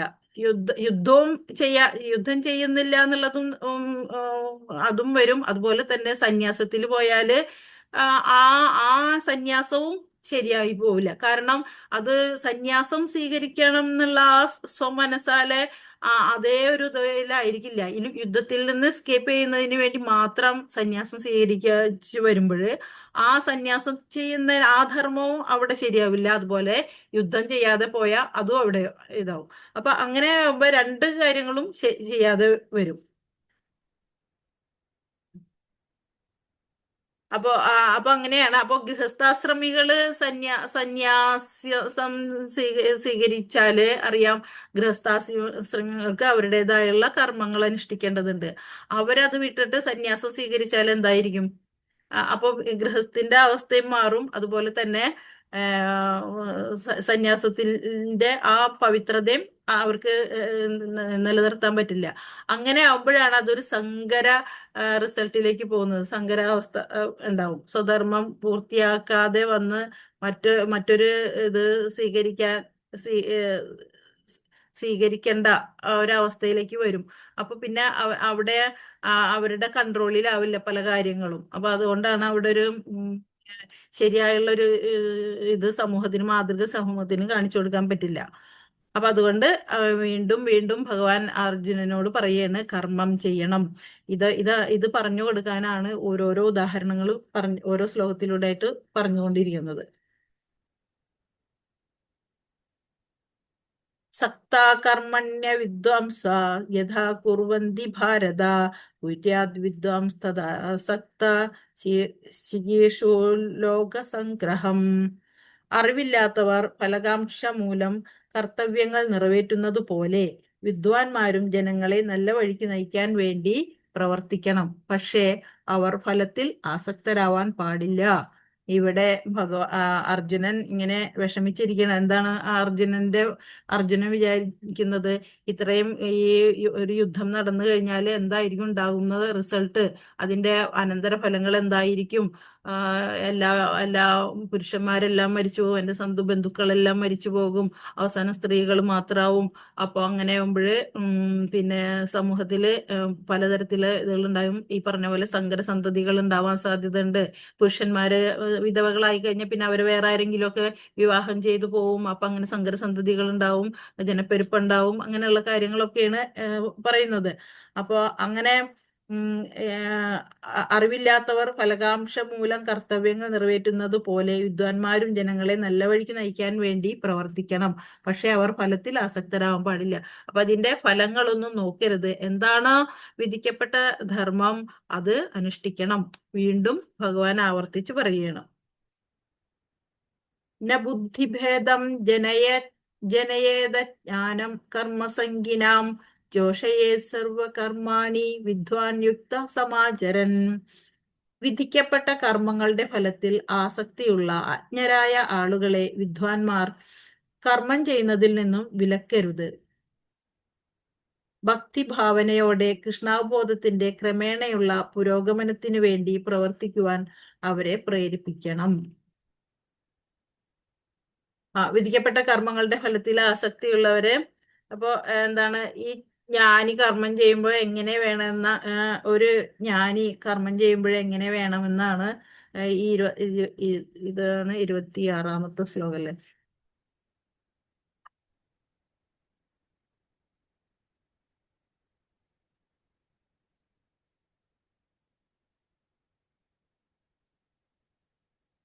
ഒരു വിധിക്കപ്പെട്ട കർമ്മങ്ങളുടെ ഫലത്തിൽ ആസക്തിയുള്ള അജ്ഞരായ ആളുകളെ വിദ്വാൻമാർ മീൻസ് ജ്ഞാനികളായവര് കർമ്മം ചെയ്യുന്നതിൽ നിന്നും വിലക്കരുത്. അവരെ ഫലത്തിൽ ആസക്തിയുള്ള അജ്ഞരായ ആളുകളെ വിദ്വാൻമാർ കർമ്മം ചെയ്യുന്നെന്ന് വിലക്കരുത്. ഭക്തിഭാവനയോടെ കൃഷ്ണാബോധത്തിന്റെ ക്രമേണയുള്ള പുരോഗമനത്തിന് വേണ്ടി പ്രവർത്തിക്കുവാൻ അവരെ പ്രേരിപ്പിക്കണം. എന്താണ് വേണ്ടത്? അവരെ ഈ കർമ്മത്തിലൊന്നും കർമ്മത്തിൽ ആസക്തരാവാതെ ഫലത്തെക്കുറിച്ച് ചിന്തിക്കാതെ അവരെ കൃഷ്ണാവബോധത്തിലേക്ക് അവരുടെ ശ്രദ്ധ തിരിച്ചുവിടണം. ഇതാണ് പറയുന്നത്. അതായത് അവരുടെ ബുദ്ധിയെ മാറ്റിയെടുക്കണം. പകരം സർവത്ര കൃഷ്ണാബോധത്തിലൂടെ പ്രവർത്തിക്കാൻ അവരെ പ്രേരിപ്പിക്കണം. ഒരു ജ്ഞാനി തന്റെ പ്രഭാഷണം കൊണ്ട് മറിച്ച് അല്ലെങ്കിൽ മാതൃകാ പ്രവർത്തനം കാണിച്ചുകൊണ്ടൊക്കെ തിരുത്താൻ ശ്രമിക്കാം. കൃഷ്ണനാണ് ആത്യന്തിക ലക്ഷ്യം എന്ന രീതിയിൽ സർവകർമ്മങ്ങളുടെയും ഫലത്തെ കൃഷ്ണന് സമർപ്പിക്കേണ്ടതാണ്. അങ്ങനെയുള്ള ബോധം ത്തോടെ അവരെ കൃഷ്ണാബോധത്തിലേക്ക് നമുക്ക് മാറ്റിയെടുക്കാവുന്നതാണ്. അപ്പൊ അങ്ങനെ വിധിക്കപ്പെട്ട കർമ്മത്തിന്റെ ഫലത്തിനെ കുറിച്ച് അവർക്ക് ചിന്ത വരാതെ എല്ലാം ഭഗവാനിൽ അർപ്പിച്ചുകൊണ്ട് ചെയ്യണം എന്നുള്ള ഒരു ആഹ്വാനം അവര് കൊടുത്തിട്ട് അവരെ കൃഷ്ണാവബോധത്തിലേക്ക് തിരിച്ച് വിടാനായിട്ട് നമുക്ക് പ്രേരിപ്പിക്കണം. സർവകർമ്മങ്ങളുടെയും ഫലത്തെ കൃഷ്ണന് സമർപ്പിക്കേണ്ടത് എങ്ങനെയെന്ന് സ്വന്തം പ്രവർത്തികളിൽ കാട്ടിക്കൊടുക്കുകയാണ് വേണ്ടത്. ഇന്ദ്രിയ സുഖത്തിനു വേണ്ടി പ്രവർത്തിക്കുന്ന മൂഢന് എങ്ങനെ പെരുമാറണം, എങ്ങനെ കർമ്മം ചെയ്യണം എന്ന് ബോധ്യപ്പെടാവുന്ന വിധത്തിൽ വേണം അഭിജ്ഞനായ കൃഷ്ണഭക്തൻ പ്രവർത്തിക്കേണ്ടത്.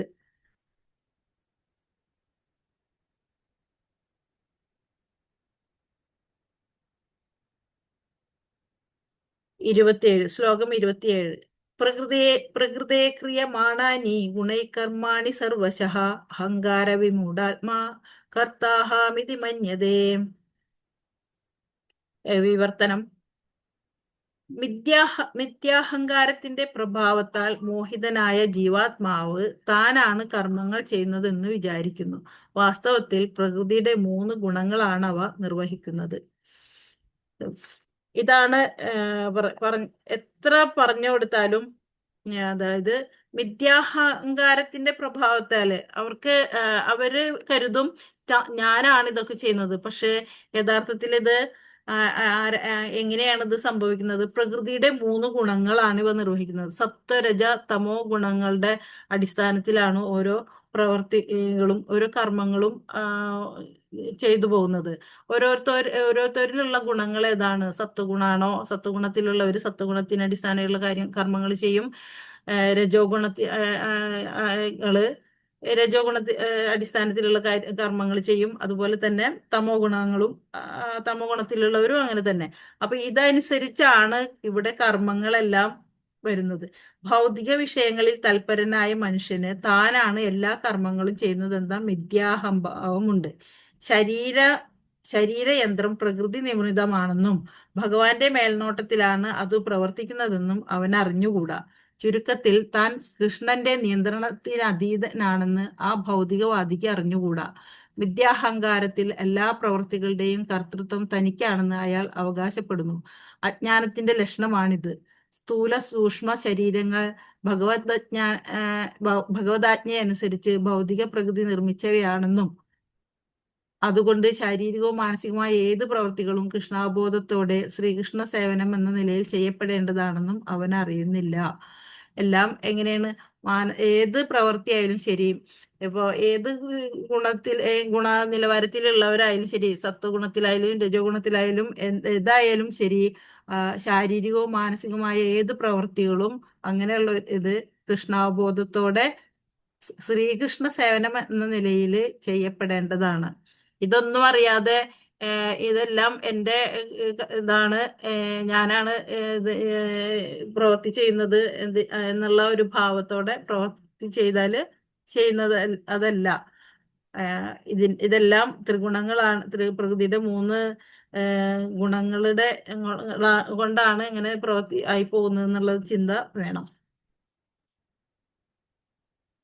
തത്വവിത്തു മഹാബാഹോ ഗുണകർമാ വിഭാഗയാ ഗുണാഗുണേഷു വർത്തന്ത ഇതി മത്വാ ന സജ്ജതേ.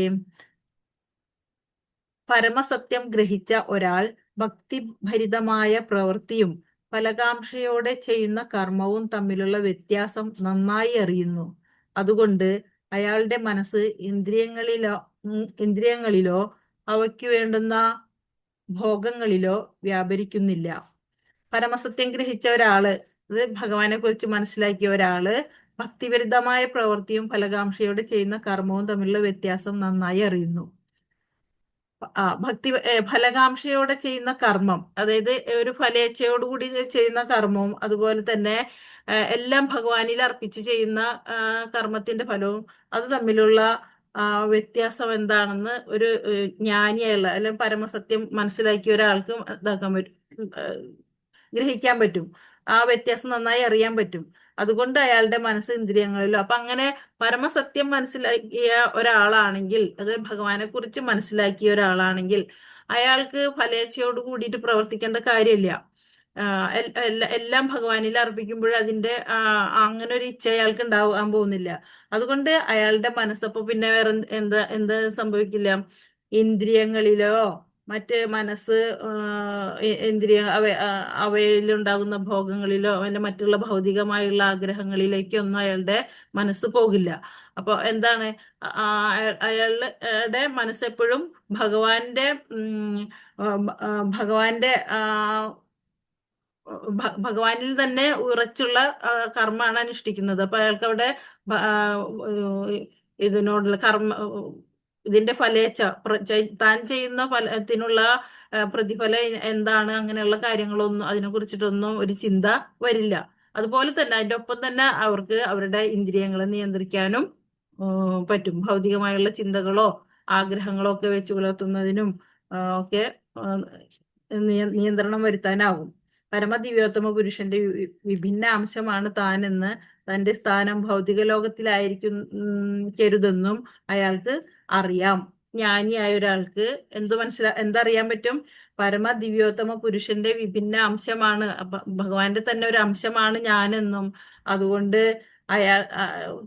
തിരിച്ചറിവുള്ള ഒരാൾക്ക് സച്ചിദാനന്ദ സ്വരൂപനായ പരമപുരുഷന്റെ ഒരംശം അതാണ് തന്റെ വ്യക്തിത്വം എന്നും ഭൗതികമാണ് ജീവിതം എന്ന ഭാവനയിൽ താൻ എങ്ങനെയോ കുടുങ്ങിപ്പോയതാണെന്നും അയാൾ മനസ്സിലാക്കുന്നു.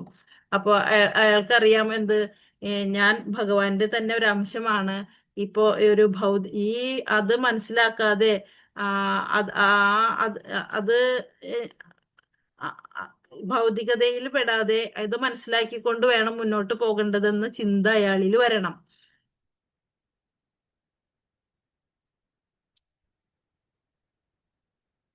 അപ്പൊ അങ്ങനെ ആവുമ്പോഴാണ് അയാൾക്ക് ഈ ഭൗതികമായ ഇന്ദ്രിയങ്ങളുടെ പ്രവർത്തനങ്ങളിൽ നിന്നൊക്കെ മുക്തനാകാൻ കഴിയൂ. ഇതാണ് ഈ ശ്ലോകത്തിന്റെ അർത്ഥം. പരമസത്യം ഗ്രഹിച്ച ഒരാള് ഭക്തിപരിതമായ പ്രവൃത്തിയും ഫലകാംക്ഷയോടെ ചെയ്യുന്ന കർമ്മവും തമ്മിലുള്ള വ്യത്യാസം നന്നായി അറിയുന്നു. അയാൾ തിരിച്ചറിയുന്നു അയാള് ഭഗവാന്റെ തന്നെ അംശമാണെന്നും ഈ ഭൗതിക ചിന്തയിൽ നിന്നൊക്കെ വിമുക്തമായിട്ട് ഭഗവാന്റെ അർപ്പിച്ചുകൊണ്ടുള്ള സേവനങ്ങളും കർമ്മങ്ങളും ചെയ്യണം എന്നുള്ളത് ഇത് തിരിച്ചറിയണം. 29ാമത്തെ ശ്ലോകത്തില് പ്രകൃതേർഗുണ സമ്മൂഢ സഞ്ചതേ ഗുണകർമ്മസ്യ താന കൃഷ്ണവിദോ മന്ദാൻ കൃഷ്ണവിന്ന വിചാലയേത്. പ്രകൃതിയുടെ ത്രിഗുണങ്ങളാൽ മോഹിതരായി അജ്ഞാനികൾ ഭൗതിക കർമ്മങ്ങളിൽ വ്യാപൃതരാകുന്നു. തന്മൂലം അവയിൽ ആസക്തരാവുകയും ചെയ്യുന്നു. അറിവില്ലായ്മ കൊണ്ട് അധമമായ പ്രവർത്തികളിൽ ഏർപ്പെട്ടിരിക്കുന്ന അവരെ അഭിജ്ഞന്മാർ വിക്ഷുബ്ധരാക്കരുത്. എന്ത് വിളിച്ചു പറഞ്ഞു? പ്രകൃതിയുടെ ത്രിഗുണങ്ങളാൽ മോഹിതരായി അജ്ഞാനികൾ ഭൗതിക കർമ്മങ്ങളിൽ വ്യാപൃതരാകുന്നു. അതായത് ഈ ത്രിഗുണങ്ങളെ കുറിച്ചിട്ടൊന്നും അല്ല, പ്രകൃതിയുടെ ത്രിഗുണങ്ങളാൽ മോഹിതരായ അജ്ഞാനികൾ ഭൗതിക കർമ്മങ്ങളിൽ വ്യാപൃതരാകുന്നു. അവര് ഈ ഇത് ത്രിഗുണങ്ങളുടെ പ്രവർത്തന ഫലമായിട്ടാണ് കർമ്മങ്ങൾ നിയന്ത്രിക്കപ്പെടുന്നത് എന്നുള്ള കാര്യങ്ങളൊന്നും മനസ്സിലാക്കാതെ ഈ ഭൗതികമായുള്ള കർമ്മങ്ങളിലൊക്കെ വ്യാപൃതരായി പോവുകയാണ്. തന്മൂലം അവയിൽ ആസക്തരാവുകയും ചെയ്യുന്നു. അറിവില്ലായ്മ കൊണ്ട് അധമമായ പ്രവർത്തികളിൽ ഏർപ്പെടുന്ന അവരെ അഭിജ്ഞർ വിക്ഷുബ്ധരാക്കരുത്. എങ്ങനെ?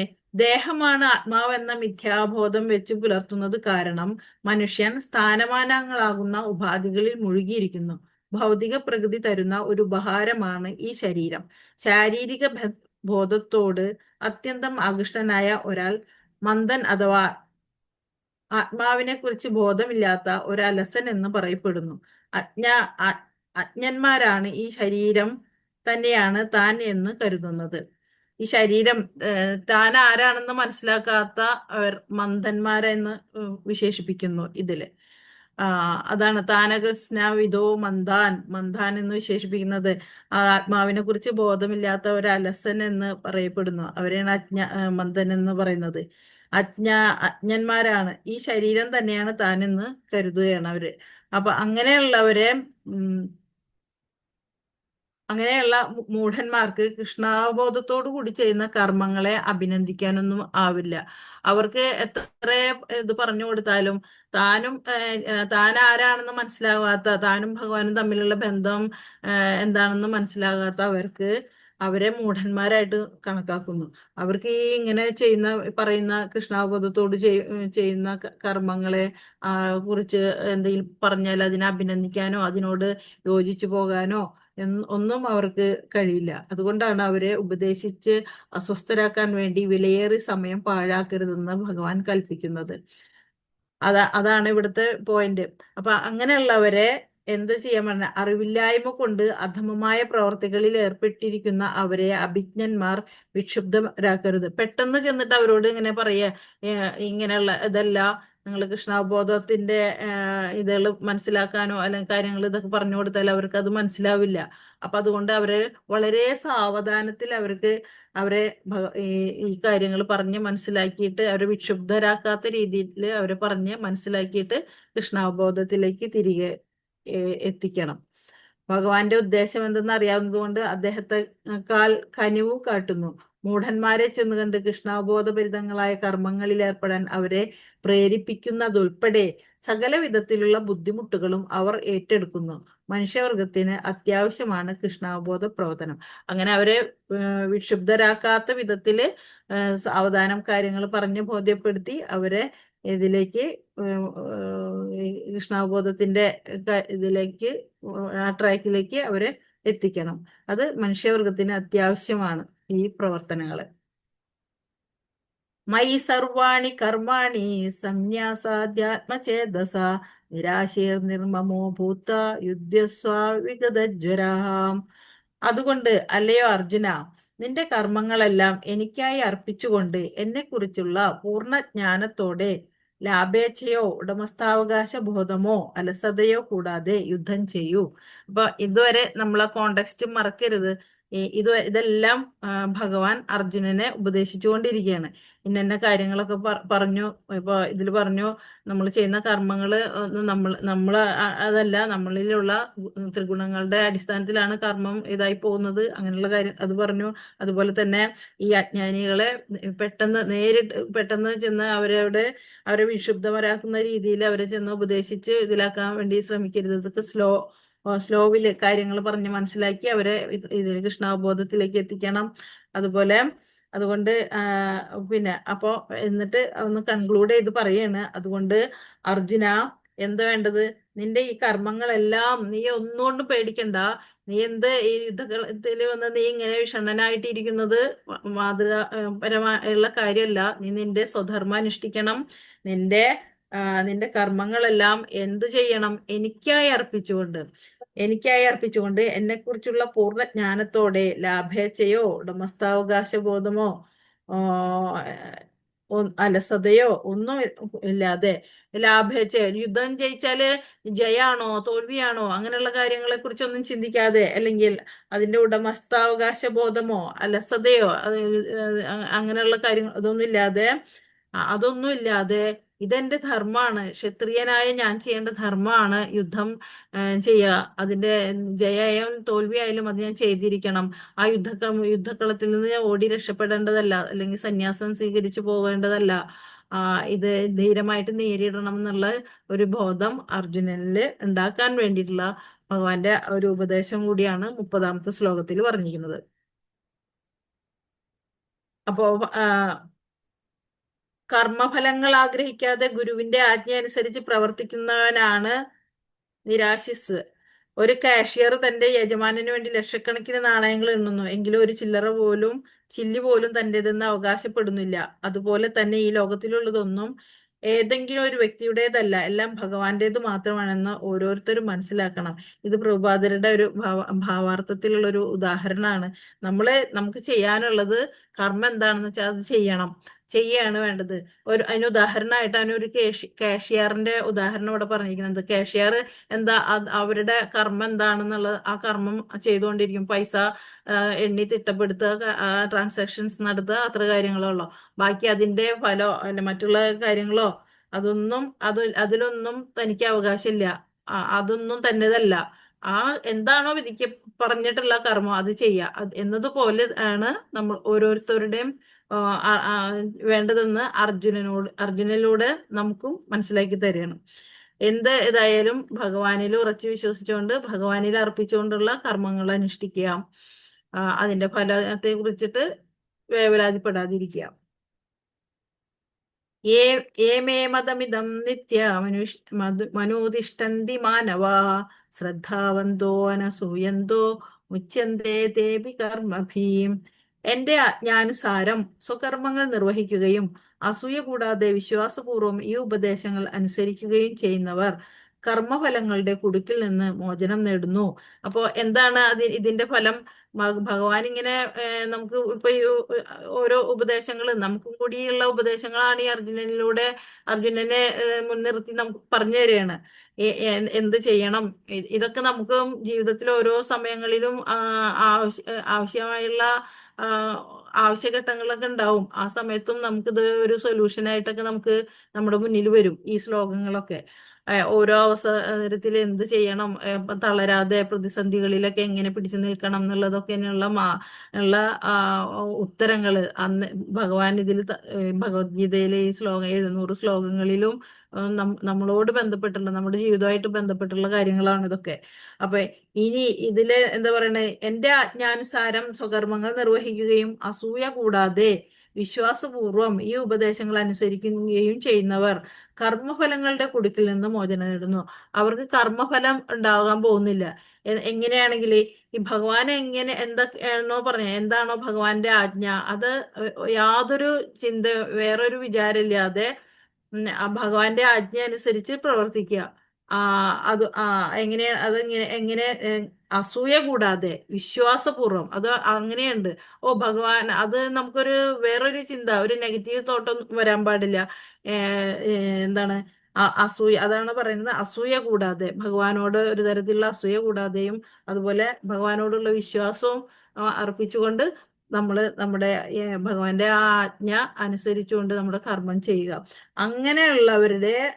അങ്ങനെയുള്ളവര് എന്താണ് കർമ്മഫലങ്ങളുടെ കുടുക്കിൽ നിന്ന് അങ്ങനെയുള്ളവരുടെ ഉള്ളവര് ഈ കർമ്മഫലത്തിന്റെ ആ കുടുക്കിൽ നിന്ന് രക്ഷപ്പെട്ടിരിക്കും. അതിൽ നിന്ന് മോചനം നേടും. 32ാമത്തെ ശ്ലോകത്തില് ഏതേതഭ്യസ്യൂയന്തോ നാനുതിഷ്ഠന്തി മേ മതം സർവജ്ഞാന വിമൂഢാംസ്താൻ വിദ്ധി നഷ്ടാന ചേതസാം. അസൂയാലുക്കളായി എന്റെ ഉപദേശങ്ങളെ അവഗണിക്കുകയും അനുസരിക്കാതിരിക്കുകയും ചെയ്യുന്നവരെ ഒട്ടും അറിവില്ലാത്തവരും മൂഢരും ആയി കണക്കാക്കണം. പൂർണ്ണത നേടുന്നതിനുള്ള അവരുടെ യത്നങ്ങൾ വിഫലമാക്കപ്പെടുകയും ചെയ്യുന്നു. ഇനി ഇത് അനുസരിക്കാതിരുന്നാലുള്ള കുഴപ്പം? നേരത്തെ പറഞ്ഞല്ലോ, അസൂയാലുക്കളായ ആവാതെയും അതുപോലെ എന്നിൽ ഉറച്ചു വിശ്വസിച്ചുകൊണ്ടും വിശ്വാസപൂർവ്വമാണ് കർമ്മം അനുഷ്ഠിക്കേണ്ടത്. ഇനി അങ്ങനെ അതിന് വിപരീതമായിട്ട് അങ്ങനെ അല്ലാതെ ആയി കഴിഞ്ഞാൽ എന്താണ്? അസൂയാലുക്കളായി എൻ്റെ ഉപദേശങ്ങൾ അവഗണിക്കുകയും അനുസരിക്കാതിരിക്കുകയും ചെയ്യുന്നവരെ ഒട്ടും അറിവില്ലാത്തവരും മൂഢരുമായി കണക്കാക്കണം. അങ്ങനെയുള്ളവരെന്താണ്? അവർക്ക് യാതൊരു തരത്തിലും ഭഗവാനോട് യാതൊരു തരത്തിലും ആ ഭഗവത് ജ്ഞാനം ഒട്ടുമില്ലാത്തവരാണ്. അവർ മൂഢരാണ്, വിഡ്ഢികളാണ്, ഒന്നും കഥയറിയാതെ ജീവിതം കൊണ്ട് നടക്കുന്നവരാണ്. നമ്മള് ഭഗവാൻ തന്നെ പറഞ്ഞു, ഭഗവാന്റെ അംശാണ് നമ്മള്. അപ്പോ ഭഗവാനും നമ്മളും തമ്മിലുള്ള ബന്ധം എന്താണെന്നും എല്ലാം മനസ്സിലാക്കിയിട്ടുള്ള ഒരു വ്യക്തിക്കാണെങ്കിൽ മാത്രമേ ഇതൊക്കെ പോകാൻ പറ്റുമോ. അല്ലാത്തവര് അജ്ഞാനികളാണ്, മൂഢരാണ് എന്നാണ് ഭഗവാൻ പറയുന്നത്. മൂഢരുമായി കണക്കാക്കണം. പൂർണ്ണത നേടുന്നതിനുള്ള അവരുടെ യത്നങ്ങൾ വിഫലമാക്കപ്പെട്ടു. അവർക്ക് പൂർണ്ണത എന്ന് പറയുന്നത് അവരുടെ ജീവിതത്തിൽ ഉണ്ടാവില്ല. അതിനുവേണ്ടി എങ്ങനെ ശ്രമിച്ചാലും ഈ ബന്ധം മനസ്സിലാക്കി അതിനനുസരിച്ച് ഭഗവത് വചനത്തിനനുസരിച്ച് അല്ലെങ്കിൽ ഭഗവാന്റെ നിർദ്ദേശം അനുസരിച്ചുള്ള ഒരു ജീവിതം നയിക്കാൻ പറ്റിയതല്ല എന്നുണ്ടെങ്കിൽ അവരുടെ പൂർണ്ണത നേടുന്നതിനുള്ള അവരുടെ യത്നങ്ങളൊക്കെ ജീവിതത്തിൽ വിഫലമാക്കപ്പെടും. ശ്ലോകം 33. സദൃശം ചേഷ്ടതേ സ്വസ്യ പ്രകൃതേ ജ്ഞാനവാനപി പ്രകൃതിം യാന്തി ഭൂതാനി നിഗ്രഹ കിം കരിഷ്യതി. തന്റെ പ്രകൃതിക്ക് അനുയോജ്യമായി തന്നെയാണ് ജ്ഞാനിയും പ്രവർത്തിക്കുന്നത്. ത്രിഗുണങ്ങളിൽ നിന്ന് ആർജിച്ച സ്വഭാവത്തിനനുസരിച്ച് എല്ലാവരും പ്രവർത്തിക്കുന്നു. നിഗ്രഹം കൊണ്ട് എന്തു പ്രയോജനം? തന്റെ പ്രകൃതിക്ക് അനുയോജ്യമായി തന്നെയാണ് ജ്ഞാനിയും പ്രവർത്തിക്കുന്നത്. ത്രിഗുണങ്ങളിൽ നിന്ന് ആർജിച്ച സ്വഭാവത്തിനനുസരിച്ച്, ത്രിഗുണങ്ങളിൽ നിന്ന് ആർജിച്ച ഉദ്ദേശിക്കുന്നത് സത്വരജ തമോ ഗണത്തിനനുസരിച്ചിട്ട് എല്ലാവരും പ്രവർത്തിക്കുന്നു. നിഗ്രഹം കൊണ്ട് എന്ത് പ്രയോജനം? അത് മഹാപണ്ഡിതനായാലും ശരി, ഭൗതിക പ്രകൃതിയുമായുള്ള നിരന്തര സമ്പർക്കത്താൽ അയാൾ ബന്ധനത്തിൽ തന്നെയാണ്. മറിച്ച് ഭൗതിക നിലനിൽപ്പിനായി തനിക്ക് വിധിക്കപ്പെട്ട കർമ്മങ്ങൾ ചെയ്തുകൊണ്ടിരുന്നാലും ഒരാൾക്ക് കൃഷ്ണാവബോധം ഉണ്ടെങ്കിൽ അത് ഭൗതിക ബന്ധങ്ങളിൽ നിന്ന് മുക്തി നേടാൻ സഹായിക്കും. അപ്പൊ ഇതിനെല്ലാം രക്ഷപ്പെടണമെന്നുണ്ടെങ്കിൽ എന്താ വേണ്ടത്? കൃഷ്ണാവബോധം പ്രാക്ടീസ് ചെയ്യുക. അതായത് ഭഗവാനിൽ അർപ്പിച്ചുകൊണ്ട് ഭഗവത് സേവനങ്ങൾ ചെയ്തുകൊണ്ടുള്ള ജീവിതം മുന്നോട്ട് നീങ്ങുമ്പോൾ എല്ലാ തരത്തിലുള്ള ഈ എല്ലാ തരത്തിലുള്ള കർമ്മ ബന്ധനങ്ങളിൽ നിന്നും രക്ഷ നേടാനുള്ള അവസരമാണത്. അതുകൊണ്ട് പൂർണ്ണമായും കൃഷ്ണാവബോധവാനാകാതെ ആരും തനിക്ക് വിധിക്കപ്പെട്ട കർമ്മങ്ങൾ ഉപേക്ഷിക്കാൻ പാടില്ല.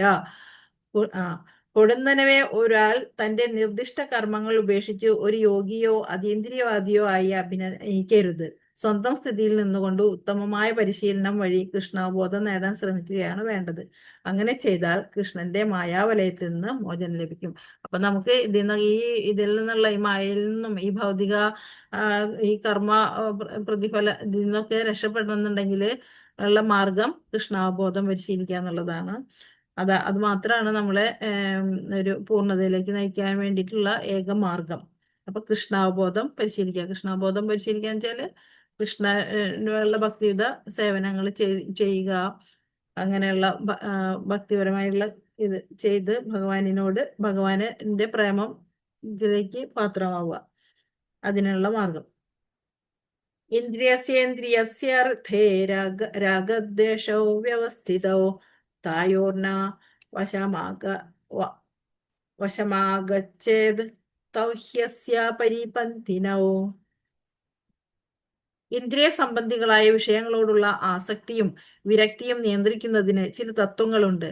ഒരാൾ ഈ ആസക്തി വിരക്തികളുടെ അധീനതയിലാവാൻ പാടില്ല. എന്തുകൊണ്ടെന്നാൽ ആത്മസാക്ഷാത്കാരത്തിന്റെ പാതയിലെ വിലങ്ങുതടികളാണവ. ഇന്ദ്രിയ സംബന്ധികളായുള്ള വിഷയങ്ങളോടുള്ള ആസക്തിയും വിരക്തിയും നിയന്ത്രിക്കുന്നതിന് ചില തത്വങ്ങളുണ്ട്. ഒരാൾ ഈ ആസക്തി വിരക്തികളുടെ അധീനതയിലാവാൻ പാടില്ല. എന്തുകൊണ്ടെന്നാൽ ആത്മസാക്ഷാത്കാരത്തിന്റെ പാതയിലെ വിലങ്ങുതടികളാണ്. ആത്മസാക്ഷാത്കാരത്തിന്റെ പാതയിലെ വിലങ്ങുതടികളാണ് നമുക്ക് ഇന്ദ്രിയ നിയന്ത്രണമില്ലായ്മ. അപ്പോ അത് ആ ഇന്ദ്രിയ നിയന്ത്രണം വരുത്തുക എന്നുള്ളതാണ് ഈ ഭക്തിയുത പ്രവർത്തനങ്ങൾ അല്ലെങ്കിൽ കൃഷ്ണാവബോധ പ്രവർത്തനങ്ങൾക്ക് ഇത് നല്ല മുന്നോട്ട് പോകണമെന്നുണ്ടെങ്കിൽ ഈ തടസ്സങ്ങൾ ഇല്ലാതാക്കിക്കൊണ്ട് വേണം ഇന്ദ്രിയങ്ങളെ പൂർണ്ണമായിട്ടും നിയന്ത്രിക്കുക. ഉദാഹരണമായിട്ട് ഇവിടെ ഒരു ഇത് പറയുന്നുണ്ട്,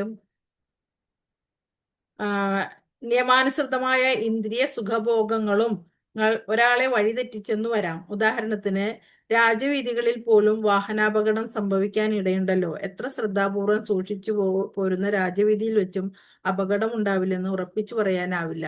അതുപോലെ തന്നെ ബദ്ധനായ ആത്മാവിന് ആവശ്യമായ ഒന്നാണ് ലൈംഗിക ബന്ധം. അത് വിവാഹ ബന്ധത്തിൽ അനുവദനീയമാകുന്നു. ധർമ്മശാസ്ത്ര നിയമപ്രകാരം ഒരാൾ സ്വഭാര്യയെ ഒഴികെ മറ്റൊരു സ്ത്രീയുമായി ലൈംഗിക ബന്ധത്തിൽ ഏർപ്പെടാൻ പാടില്ല. മറ്റു സ്ത്രീകളെ സ്വന്തം അമ്മയെ പോലെ കരുതണം. ഈ നിബന്ധനകളെല്ലാം ഉണ്ടായിട്ടും ഒരാൾ പരസ്ത്രീ സംസർഗത്തിൽ ആഗ്രഹം തോന്നാം. ഈ പ്രവണതകൾ ഇല്ലാതാക്കിയേ തീരൂ. അല്ലെങ്കിൽ ഇത്തരം പ്രവണതകൾ ആത്മസാക്ഷാത്കാരത്തിന് പ്രതിബന്ധമായി തീരും. ഭൗതിക ശരീരം നിലനിൽക്കുന്ന കാലത്തോളം അതിന്റെ അത്യാവശ്യങ്ങൾ നിറവേറ്റാവുന്നതാണ്. പക്ഷേ ചില നിബന്ധനകൾക്ക് വിധേയമായി വേണമെന്ന് മാത്രം. അപ്പോൾ ഇങ്ങനെയുള്ള ഇന്ദ്രിയ നിയന്ത്രണങ്ങളെല്ലാം കൃഷ്ണാവബോധത്തിലുള്ളവർക്ക് ഈ ഭോഗാസക്തി കുറയേണ്ടത് അത്യാവശ്യമാണ്. അതുകൊണ്ട് ഇന്ദ്രിയങ്ങളെ നിയന്ത്രണത്തിൽ വരുത്തുക. ഈ ആസക്തി വിരക്തികളുടെ അധീനതയിൽ ഒരിക്കലും ഒരു കൃഷ്ണാവബോധത്തിലുള്ള ഒരാള് പെടാൻ പാടില്ല. അത് നിയന്ത്രണം വരുത്തണം. കൃഷ്ണാവബോധത്തിന്റെ ഉന്നതതലം പൂകലാണ് എല്ലാതരം വിഷയവിരക്തിയുടെയും ഉദ്ദേശം. അപ്പൊ അതിനുള്ള മാർഗങ്ങളാണ് ഇത് ചെയ്യേണ്ടതെന്നുള്ള ആണ് നമ്മൾ കണ്ടെത്തേണ്ടത്. എന്താണ് കൃഷ്ണാവബോധ പ്രവർത്തനങ്ങളിലുള്ള പുരോഗതി വരുത്തുന്നതിനുള്ള അതിനുള്ള തടസ്സങ്ങളായുള്ള ഇന്ദ്രിയ നിയന്ത്രണം വരുത്തുക. അതാണ് ഈ ശ്ലോകത്തില് ഇനി പറഞ്ഞിട്ടുള്ളത്. ശ്രേയാൻ സ്വധർമ്മ വിഗുണ പരധർമാ സ്വനുഷ്ഠിതാത് സ്വധർമ്മേ നിധനം ശ്രേയ പരധർമ്മോപയാവഹ. തെറ്റോടുകൂടിയാണെങ്കിൽ പോലും തനിക്ക് വിധിക്കപ്പെട്ടിട്ടുള്ള ചുമതലകൾ നിറവേറ്റുകയാണ് അന്യരുടെ കർത്തവ്യങ്ങൾ ഭംഗിയായി നിർവഹിക്കുന്നതിനേക്കാൾ നല്ലത്. സ്വകൃത്യ നിർവഹണത്തിൽ നാശം സംഭവിക്കുന്നതും മറ്റുള്ളവരുടെ കർമ്മം ചെയ്യുന്നതിനേക്കാൾ ശ്രേയസ്കരം തന്നെ. അന്യരുടെ വഴി സ്വീകരിക്കുന്നത് ആപത്കരമാണ്. അല്ല, ഇവിടെ അതിന് ഉദാഹരണം ഇവിടെ പറയുന്നത് സ്വധർമ്മമായ യുദ്ധം ചെയ്യും. എന്താണോ നമ്മളോട് പറഞ്ഞത്, നമുക്ക് വിധിക്കപ്പെട്ടുള്ള കാര്യം, ആ കാര്യമാണ് നമ്മൾ ചെയ്യേണ്ടത്. മറ്റൊരാളുടെ കർമ്മത്തിലേക്ക് നമുക്ക് അതിൽ ഇടപെടേണ്ട കാര്യമില്ല. ഉദാഹരണമായിട്ട് പറയണ അത് ഈ ഉദാഹരണത്തിൽ നിന്ന് മനസ്സിലാക്കാൻ പറ്റും. അതായത് ഒരു ബ്രാഹ്മണൻ സാത്വിക സ്വഭാവിയാകയാൽ ഹിംസാ തൽപരനല്ല. അതേസമയം ക്ഷത്രിയനാകട്ടെ രജോഗുണ സ്വഭാവിയാണ്. അയാൾക്ക് ഹിംസ അനുവദനീയവുമാണ്. അങ്ങനെ ഇരിക്കെ ഒരു ക്ഷത്രിയന് അഹിംസാനിരതനായ ബ്രാഹ്മണനെ അനുകരിക്കുന്നതല്ല ഹിംസയുടെ ചട്ടങ്ങൾ അനുസരിച്ച് പൊരുതി തോൽക്കുകയാണ് ഉത്തമം. ഇപ്പൊ അർജുനൻ യുദ്ധം ചെയ്യാൻ മടി കാണിച്ചിരിക്കുകയാണ്. അർജുനന് വിഷമമാണ്, രക്തം ചൊരിച്ചിൽ കാണാൻ അർജുനനും ബുദ്ധിമുട്ടാണ്.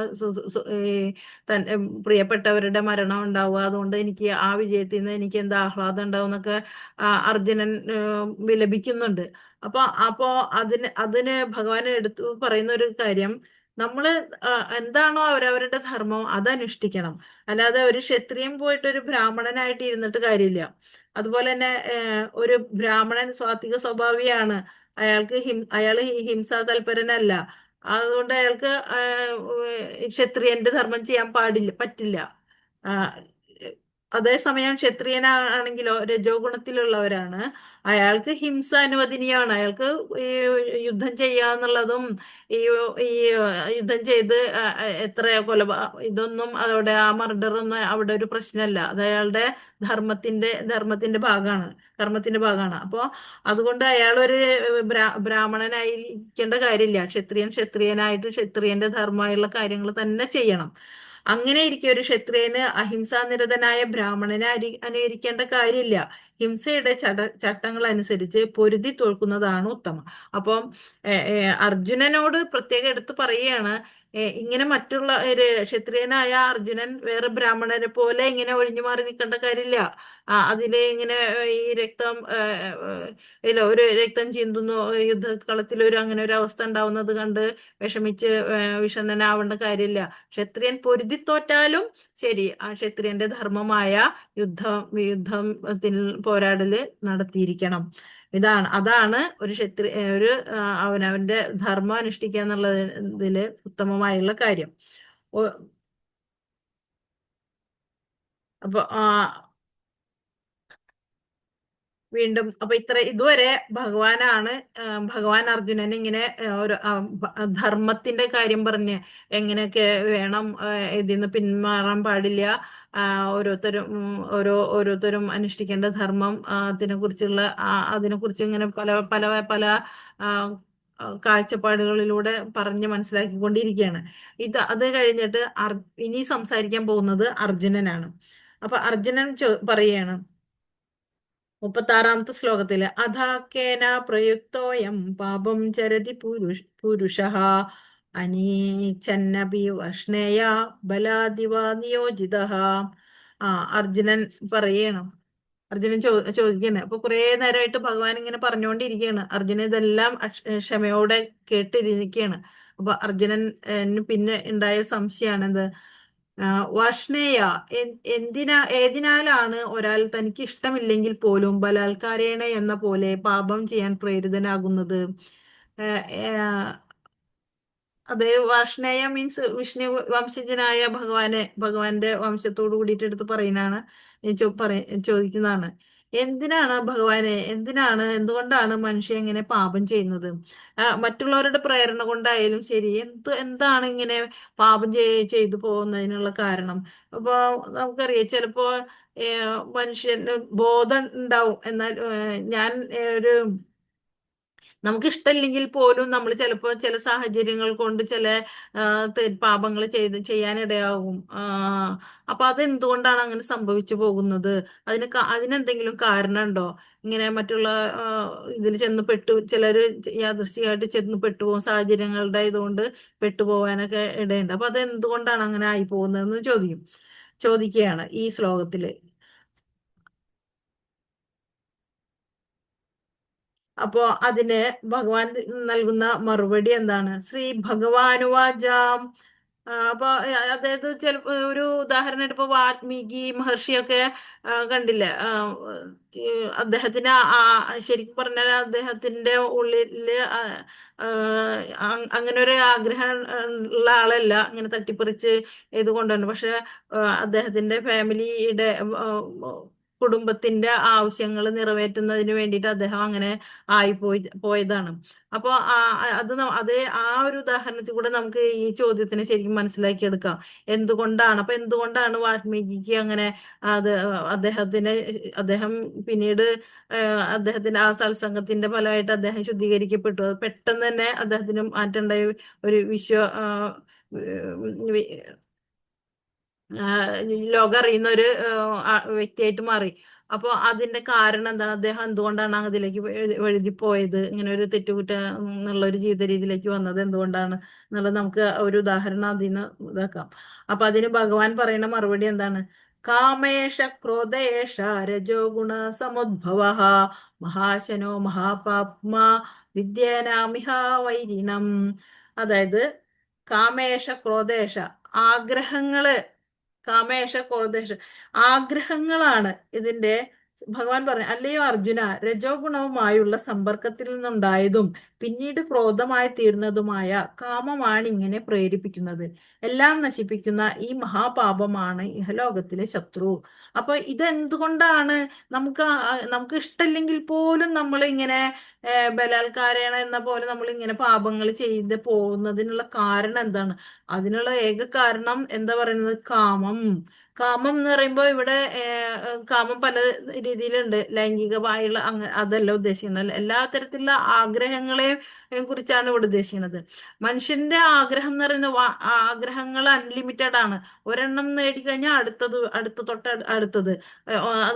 അത് നമ്മുടെ ജ്ഞാനപ്പാനയിൽ 10 കിട്ടുകിൽ 100 മതിയെന്നും അങ്ങനെ പറഞ്ഞു. സഹസ്രം, അത് കഴിഞ്ഞാൽ പിന്നെ അങ്ങോട്ട്.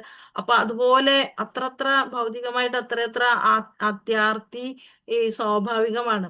അപ്പൊ അങ്ങനെ ആഗ്രഹം നിലനിൽക്കുന്നിടത്തോളം നമ്മൾ എന്തായി പോവും? ഇങ്ങനെയുള്ള പാപങ്ങളിലേക്ക് വീണ്ടും നമ്മൾ വഴുതി പോകും. അപ്പൊ ആ ആഗ്രഹങ്ങള് ആദ്യ ആഗ്രഹം ജനിക്കും. ആ ആഗ്രഹം നടപ്പിലാക്കാൻ എന്തെങ്കിലും തടസ്സങ്ങൾ നമ്മുടെ മുന്നിൽ വന്നു വീഴുമ്പോ അത് പിന്നീട് എന്തായി മാറും? അത് നടപ്പിലാക്കണം, അത് അല്ലെങ്കിൽ അതിനെന്താണ് തടസ്സം, ആ തടസ്സത്തിനെ ഇല്ലാതാക്കുന്നതിനുള്ള തരത്തിലുള്ള ആ, ഓ, പ്രതികരണമായിരിക്കും പിന്നെ നമ്മളിൽ ഉണ്ടാവുക. അതായത് ക്രോധ ഉണ്ടാവും, അതിൽ നിന്ന് ക്രോധം ഉണ്ടാവും. പിന്നെ അതുപോലെ തന്നെ ദുഷ്കൃത്യങ്ങളൊക്കെ അതിൽ നിന്ന് അങ്ങനെ ഇതുണ്ടാവും. അപ്പൊ ഇതിന്റെ എല്ലാത്തിന്റെയും കാരണം എന്താണ്? ആഗ്രഹമാണ്, കാമം. ഇതാണ് അതാണ് എല്ലാം നശിപ്പിക്കുന്ന ആ, ഈ മഹാപാപമാണ് ഇഹലോകത്തിലെ ശത്രു ഏത്? കാമം എന്ന് പറയുന്നത്. അപ്പോ അതിനുള്ള ഉത്തരം ഭഗവാൻ പറഞ്ഞു.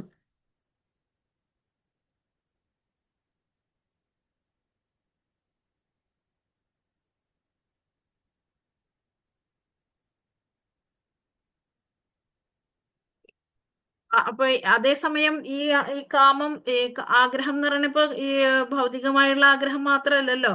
ഭൗതികമായുള്ള ആഗ്രഹം ആവുമ്പോഴാണ് അതിങ്ങനെ ക്രോധമായിട്ടും ഇതൊക്കെ പോകണം. അതേസമയം നമ്മള് അത് ആത്മീയമായിട്ടുള്ള ഒരു ആഗ്രഹമാണെങ്കിലോ, ഇതെല്ലാം വിട്ട് എനിക്ക് നമുക്ക് എന്ത് കിട്ടിയാലും അത് താൽക്കാലികമായുള്ള ഒരു സന്തോഷമായിട്ട് മാത്രം നമുക്ക് കാണുള്ളൂ.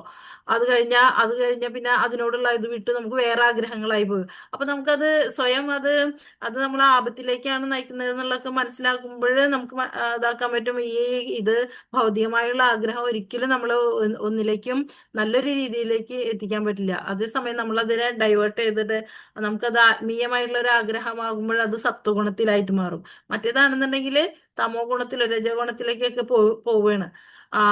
ഇത് ഈ സത്വഗുണത്തിലുള്ള ഒരു ആഗ്രഹമാണ് നമ്മൾ വെച്ച് പുലർത്തുന്നുണ്ടെങ്കിൽ, അല്ല ആത്മീയതയിലേക്കുള്ള ഒരു ആഗ്രഹമാണ്, നമുക്ക് ഭഗവാനെ അറിയണം അല്ലെങ്കിൽ ഭഗവത് ചിന്തകൾ വരണം, ശാന്തി സമാധാനം ഉണ്ടാകുന്ന മാർഗം അതാണ് എന്നുള്ള അങ്ങനത്തെ ഉള്ള ഒരു ഇത് വരുമ്പോൾ, അങ്ങനെ ഈശ്വരനെ അറിയണം എന്നുള്ള ഒരു ചിന്ത വരുമ്പോൾ നമ്മുടെ എന്താവും ആ ആഗ്രഹം, അത്തരത്തിലുള്ള ആഗ്രഹം നമുക്ക് അതുകൊണ്ട് നമുക്ക് ഗുണം ഉണ്ടാവും.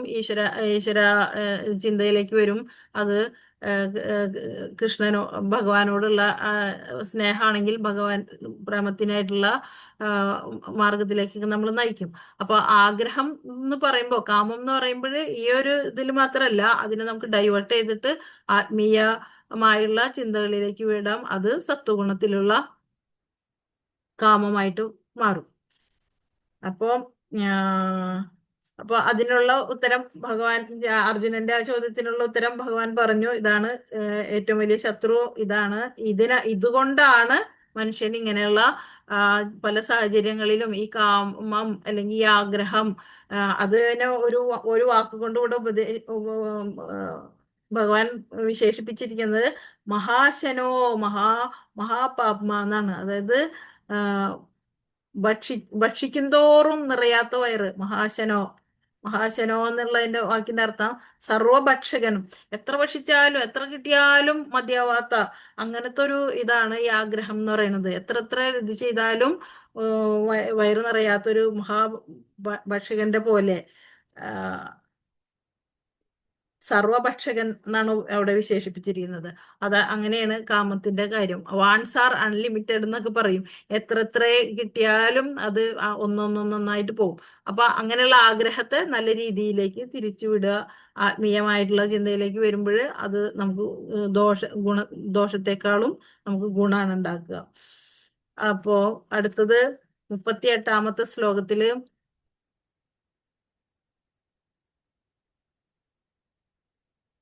ഇവിടെ ഇതില് ഒരു തത്വചിന്ത ഇതിൽ നിന്ന് ഉടലെടുപ്പിക്കുക.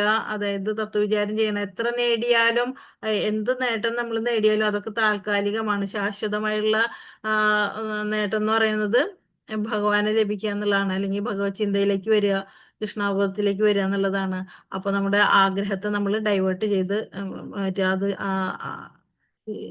ചെയ്ത് മുന്നോട്ട് പോവുക.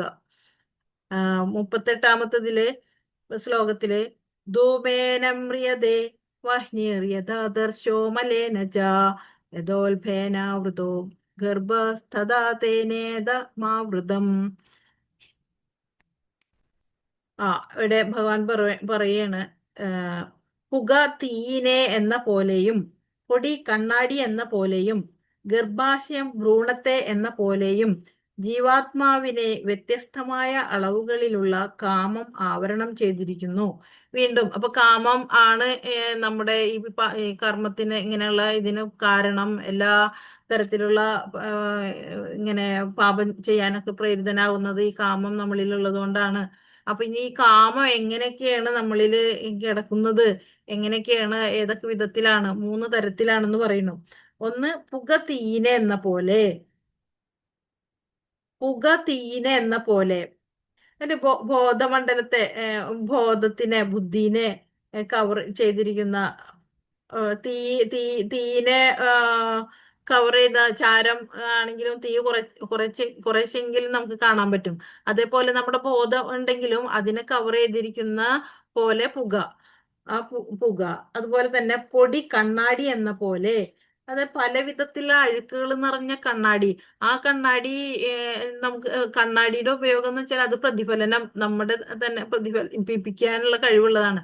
പക്ഷെ ആ പ്രതിഫലിപ്പിക്കാൻ മനസ്സിനെ അല്ലെങ്കിൽ നമ്മുടെ ആത്മാവിനെ പ്രതിഫലിപ്പിക്കാനുള്ള ഒരു കണ്ണാടി, മനസ്സിനെ നമുക്ക് ഒരു കണ്ണാടിയായിട്ട് ഉപയോഗിക്കുകയാണെങ്കിൽ പലതരത്തിലുള്ള അഴുക്കുകള്, ഈ കാമക്രോധ ലോഭം ഇങ്ങനെയുള്ള ചിന്തകളും മതമാത്സര്യം ഇങ്ങനെയുള്ള ചിന്തകളോടൊക്കെ നമ്മുടെ മനസ്സാകുന്ന ആ കണ്ണാടി ഇങ്ങനെ മൂടപ്പെട്ടിരിക്കുകയാണ്. അപ്പൊ അത് അതുപോലെ തന്നെ ഗർഭാശയം ഭ്രൂണത്തെ എന്ന പോലെയും ജീവാത്മാവിനെ വ്യത്യസ്തമായ അളവുകളിലുള്ള കാമം ആവരണം ചെയ്തിരിക്കുന്നു. 3 തരത്തിലാണ് കാമം എങ്ങനെ ആവരണം ചെയ്യപ്പെട്ടിരിക്കുന്നു എന്നുള്ളത് 3 തരത്തിലായിട്ട് പറഞ്ഞിരിക്കുന്നത്. ഒന്ന്, പുക തീയിനെ. അതുപോലെ തന്നെ പൊടി കണ്ണാടിയെ. പൊടി എങ്ങനെ കണ്ണാടിനെ ഇതായി കഴിഞ്ഞാൽ ഒന്നും യാതൊരു റിഫ്ലക്ഷനും അതിലുണ്ടാവാൻ പോണില്ല. അതുപോലെ തന്നെ ഗർഭാശയം ഭ്രൂണത്തെയും. ഈ ഗർഭാശയം ഈ മറുപിള്ള അല്ലെങ്കിൽ നേരിയ തൊലി, അതുകൊണ്ട് ഭ്രൂണത്തെ എങ്ങനെയാണോ മൂടപ്പെട്ടിരിക്കുന്നത് അതുപോലെയും കാമം വ്യത്യസ്തമായ അളവുകളിലുള്ള കാമം ആവരണം ചെയ്യപ്പെട്ടിരിക്കുന്നു.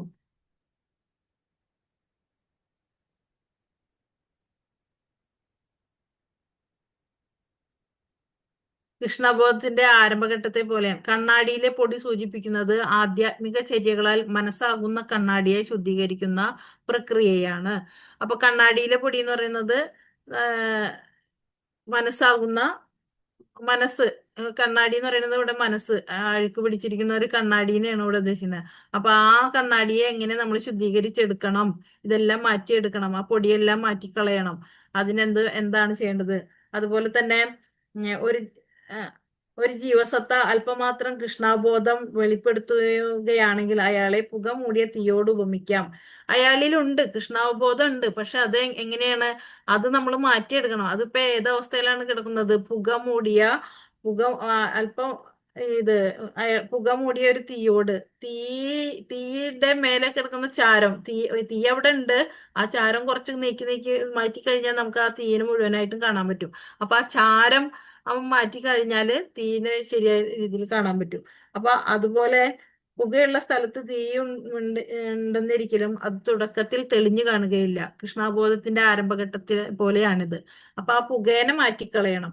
അതുപോലെ തന്നെ കണ്ണാടിയിലെ പൊടി സൂചിപ്പിക്കുന്നത് ആധ്യാത്മിക ചര്യകളില് മനസ്സാകുന്ന കണ്ണാടിയെ ശുദ്ധീകരിക്കുന്ന പ്രക്രിയയാണ്. ആ കണ്ണാടിയിലുള്ള പലതരത്തിലുള്ള അഴുക്കുകളെ, പല തരത്തില് മനസ്സിൽ അടിഞ്ഞു കിടക്കുന്ന പലതരത്തിലുള്ള അഴുക്കുകളെ ശുദ്ധീകരിക്കാൻ അതുപോലെ തന്നെ അതിനുള്ള ഉത്തമവാദി എന്താണ്? നാമജപം.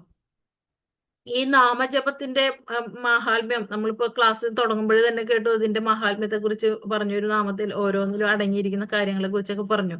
അപ്പൊ ഈ പറഞ്ഞ നമ്മുടെ ഈ കാമത്തെ, ഈ പറഞ്ഞ കാമക്രോധ ഇതുകളൊക്കെ ഇല്ലാതാക്കാൻ ഈ പുക മൂടിയിരിക്കുന്ന തീ പോലെയും, അതുപോലെ തന്നെ അഴുക്ക് പിടിച്ചിരിക്കുന്ന കണ്ണാടി പോലെയും, പൊടി പിടിച്ചിരിക്കുന്ന കണ്ണാടി പോലെയും, അതുപോലെ ഭ്രൂണത്തെ പൊതിഞ്ഞുള്ള ഈ നേരിയ ആവരണത്തെ നീക്കുന്നതും പോലെയും അതിനൊക്കെ നീക്കം ചെയ്യുന്നതിനുള്ള ആ മാർഗം എന്താണ് എന്നുള്ളത് കൂടെ നമുക്ക് നോക്കാം. അതിനുള്ള ഉത്തമമായ ഉപാധിയാണ് ഈ കാമക്രോധ എന്നുള്ള ഈ തടസ്സമായിട്ട് നിൽക്കുന്ന ഇതിനെ മാറ്റിയെടുക്കുന്നതിന് വേണ്ടിയാണ് ഉത്തമമായിട്ടുള്ള ഉപാധിയാണ് എന്ത്? ഭഗവത് നാമോച്ചാരണം. ഭഗവത് നാമോച്ചാരണം നമ്മൾ പറയും ജപം, ഹരേ കൃഷ്ണ മഹാമന്ത്രം. ഈ മന്ത്രവിധിയോടെ നമുക്ക് ഈ പറഞ്ഞ തടസ്സങ്ങളെല്ലാം മാറ്റിയെടുത്തിട്ട് നമുക്ക് ഈ കൃഷ്ണാവബോധ അല്ലെങ്കിൽ ഭക്തിയുത ഭഗവത് സേവനം അല്ലെങ്കിൽ ഭഗവതിലേക്ക് എത്താനുള്ള ആ മാർഗം വളരെ ഈ തടസ്സങ്ങൾ ഇല്ലാതാക്കി എടുക്കുന്നതിനുള്ള ഏറ്റവും ഉത്തമമായ മാർഗം അതാണ് ഭഗവത് നാമോച്ചരണം. അപ്പൊ അതുകൊണ്ട് നമ്മൾ ഇതൊക്കെ ആ മാർഗം ഉപയോഗിച്ചുകൊണ്ട് ഇതെല്ലാം നമുക്ക് ഇതിനെല്ലാം നമുക്ക് ഇതാവാം, രക്ഷപ്പെടാനുള്ള മാർഗമാണ്. ഗർഭാശയത്തിൽ ആവൃതമായിരിക്കുന്ന ഭ്രൂണം നിസ്സഹായാവസ്ഥയെ കാട്ടുന്നു. ഗർഭസ്ഥ ശിശുവിന് ഇളകാൻ പോലും ആകാത്ത നിലയിലാണത്. ഓക്കെ, അപ്പൊ അങ്ങനെ അപ്പോ ഇത് ഈ ഈ തടസ്സത്തിൽ നിന്ന് രക്ഷപ്പെടാനുള്ള ഏതൊക്കെ വിധത്തിൽ നമ്മൾ അതിന്റെ ഉദാഹരണങ്ങൾ പറഞ്ഞു, 3 ഉദാഹരണങ്ങൾ പറഞ്ഞു. അതിൽ നിന്ന് എങ്ങനെ രക്ഷപ്പെടാനുള്ള മാർഗം പറഞ്ഞു. ഇത് നാമജപത്തിലൂടെ അല്ലെങ്കിൽ ഇങ്ങനെയുള്ള ഭക്തിയുത ഭഗവത് പ്രവർത്തനങ്ങളിലൂടെ നമുക്ക് ഇതിനൊക്കെ മറികടക്കാനാവും. 39ാമത്തെ ശ്ലോകത്തില് ആവൃതജ്ഞാനമേതേന ജ്ഞാനിനോ നിത്യവൈരിണ കാമരൂപേണ കൗന്ദേയ ദുഷ്പൂരേണാനലേനചാം. ഒരിക്കലും തൃപ്തിപ്പെടുത്താനാവാത്തതും തീ പോലെ ആളിക്കത്തുന്നതും തന്റെ നിത്യശത്രുവുമായ കാമത്താൽ വിവേകശാലികളായ ജീവാത്മാക്കളുടെ വിശുദ്ധമായ അവബോധം ആവരണം ചെയ്യപ്പെട്ടിരിക്കുന്നു. കത്തിക്കൊണ്ടിരിക്കുന്ന തീയില് അപ്പൊ ഇതാണ് ഒരിക്കലും തൃപ്തിപ്പെടുത്താനാവാത്തതും തീ പോലെ ആളിക്കത്തുന്നതും തന്റെ നിത്യശത്രുവായ കാമത്താൽ വിവേകശാലികളായ ജീവാത്മാക്കളുടെ വിശുദ്ധ അവബോധം ആവരണം ചെയ്യപ്പെട്ടു. അപ്പൊ ഇത് ഏറ്റവും വിശുദ്ധ വിവേകശാലികളായ ജീവാത്മാക്കളുടെ വിശുദ്ധമായ അവബോധം പോലും ഇങ്ങനെ ഈ ആവരണം ചെയ്യപ്പെട്ടിരിക്കുകയാണ്. ഒരിക്കലും തൃപ്തിപ്പെടുത്താൻ പറ്റാത്തതും ആളിക്കത്താത്തതുമായ തന്റെ നിത്യശത്രുവായ കാമം. അപ്പൊ കാമത്തിനെ വിശേഷപ്പെടുത്തിയിരിക്കുകയാണ് ഇങ്ങനെ. അപ്പൊ ഇത് എത്ര ഇതുള്ളവരായാലും ശരി, അവർക്ക് ആവാത്ത വിധം അവർ തടസ്സപ്പെടുത്തുന്നത് ഈ കാമം എന്ന ഈ നിത്യശത്രുവാണ്. ഇന്ദ്രിയാണി മനോബുദ്ധിരസ്യാധിഷ്ഠാനമുച്യതേ ഏതർവിമോഹയത്യേഷ ജ്ഞാനാമാവൃത്യ ദേഹിനാം. ഇന്ദ്രിയങ്ങൾ, മനസ്സ്, ബുദ്ധി എന്നിവയാണ് കാമത്തിന്റെ ഇരിപ്പിടങ്ങൾ. അവയിൽ കൂടി കാമം യഥാർത്ഥ ജ്ഞാനത്തെ ആവരണം ചെയ്ത് ജീവസത്തെ മോഹിപ്പിക്കുന്നു.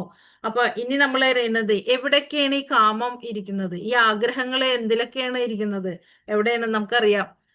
എവിടേക്കാണ് ഇരിക്കുന്നത്? ഒന്ന് പ്രധാനമായിട്ടും നമ്മുടെ മനസ്സിൽ അല്ലെ, മനസ്സിൽ ഇങ്ങനെ ഓരോ ആഗ്രഹങ്ങൾ ഇങ്ങനെ വന്നു ചേർന്നുകൊണ്ടിരിക്കും.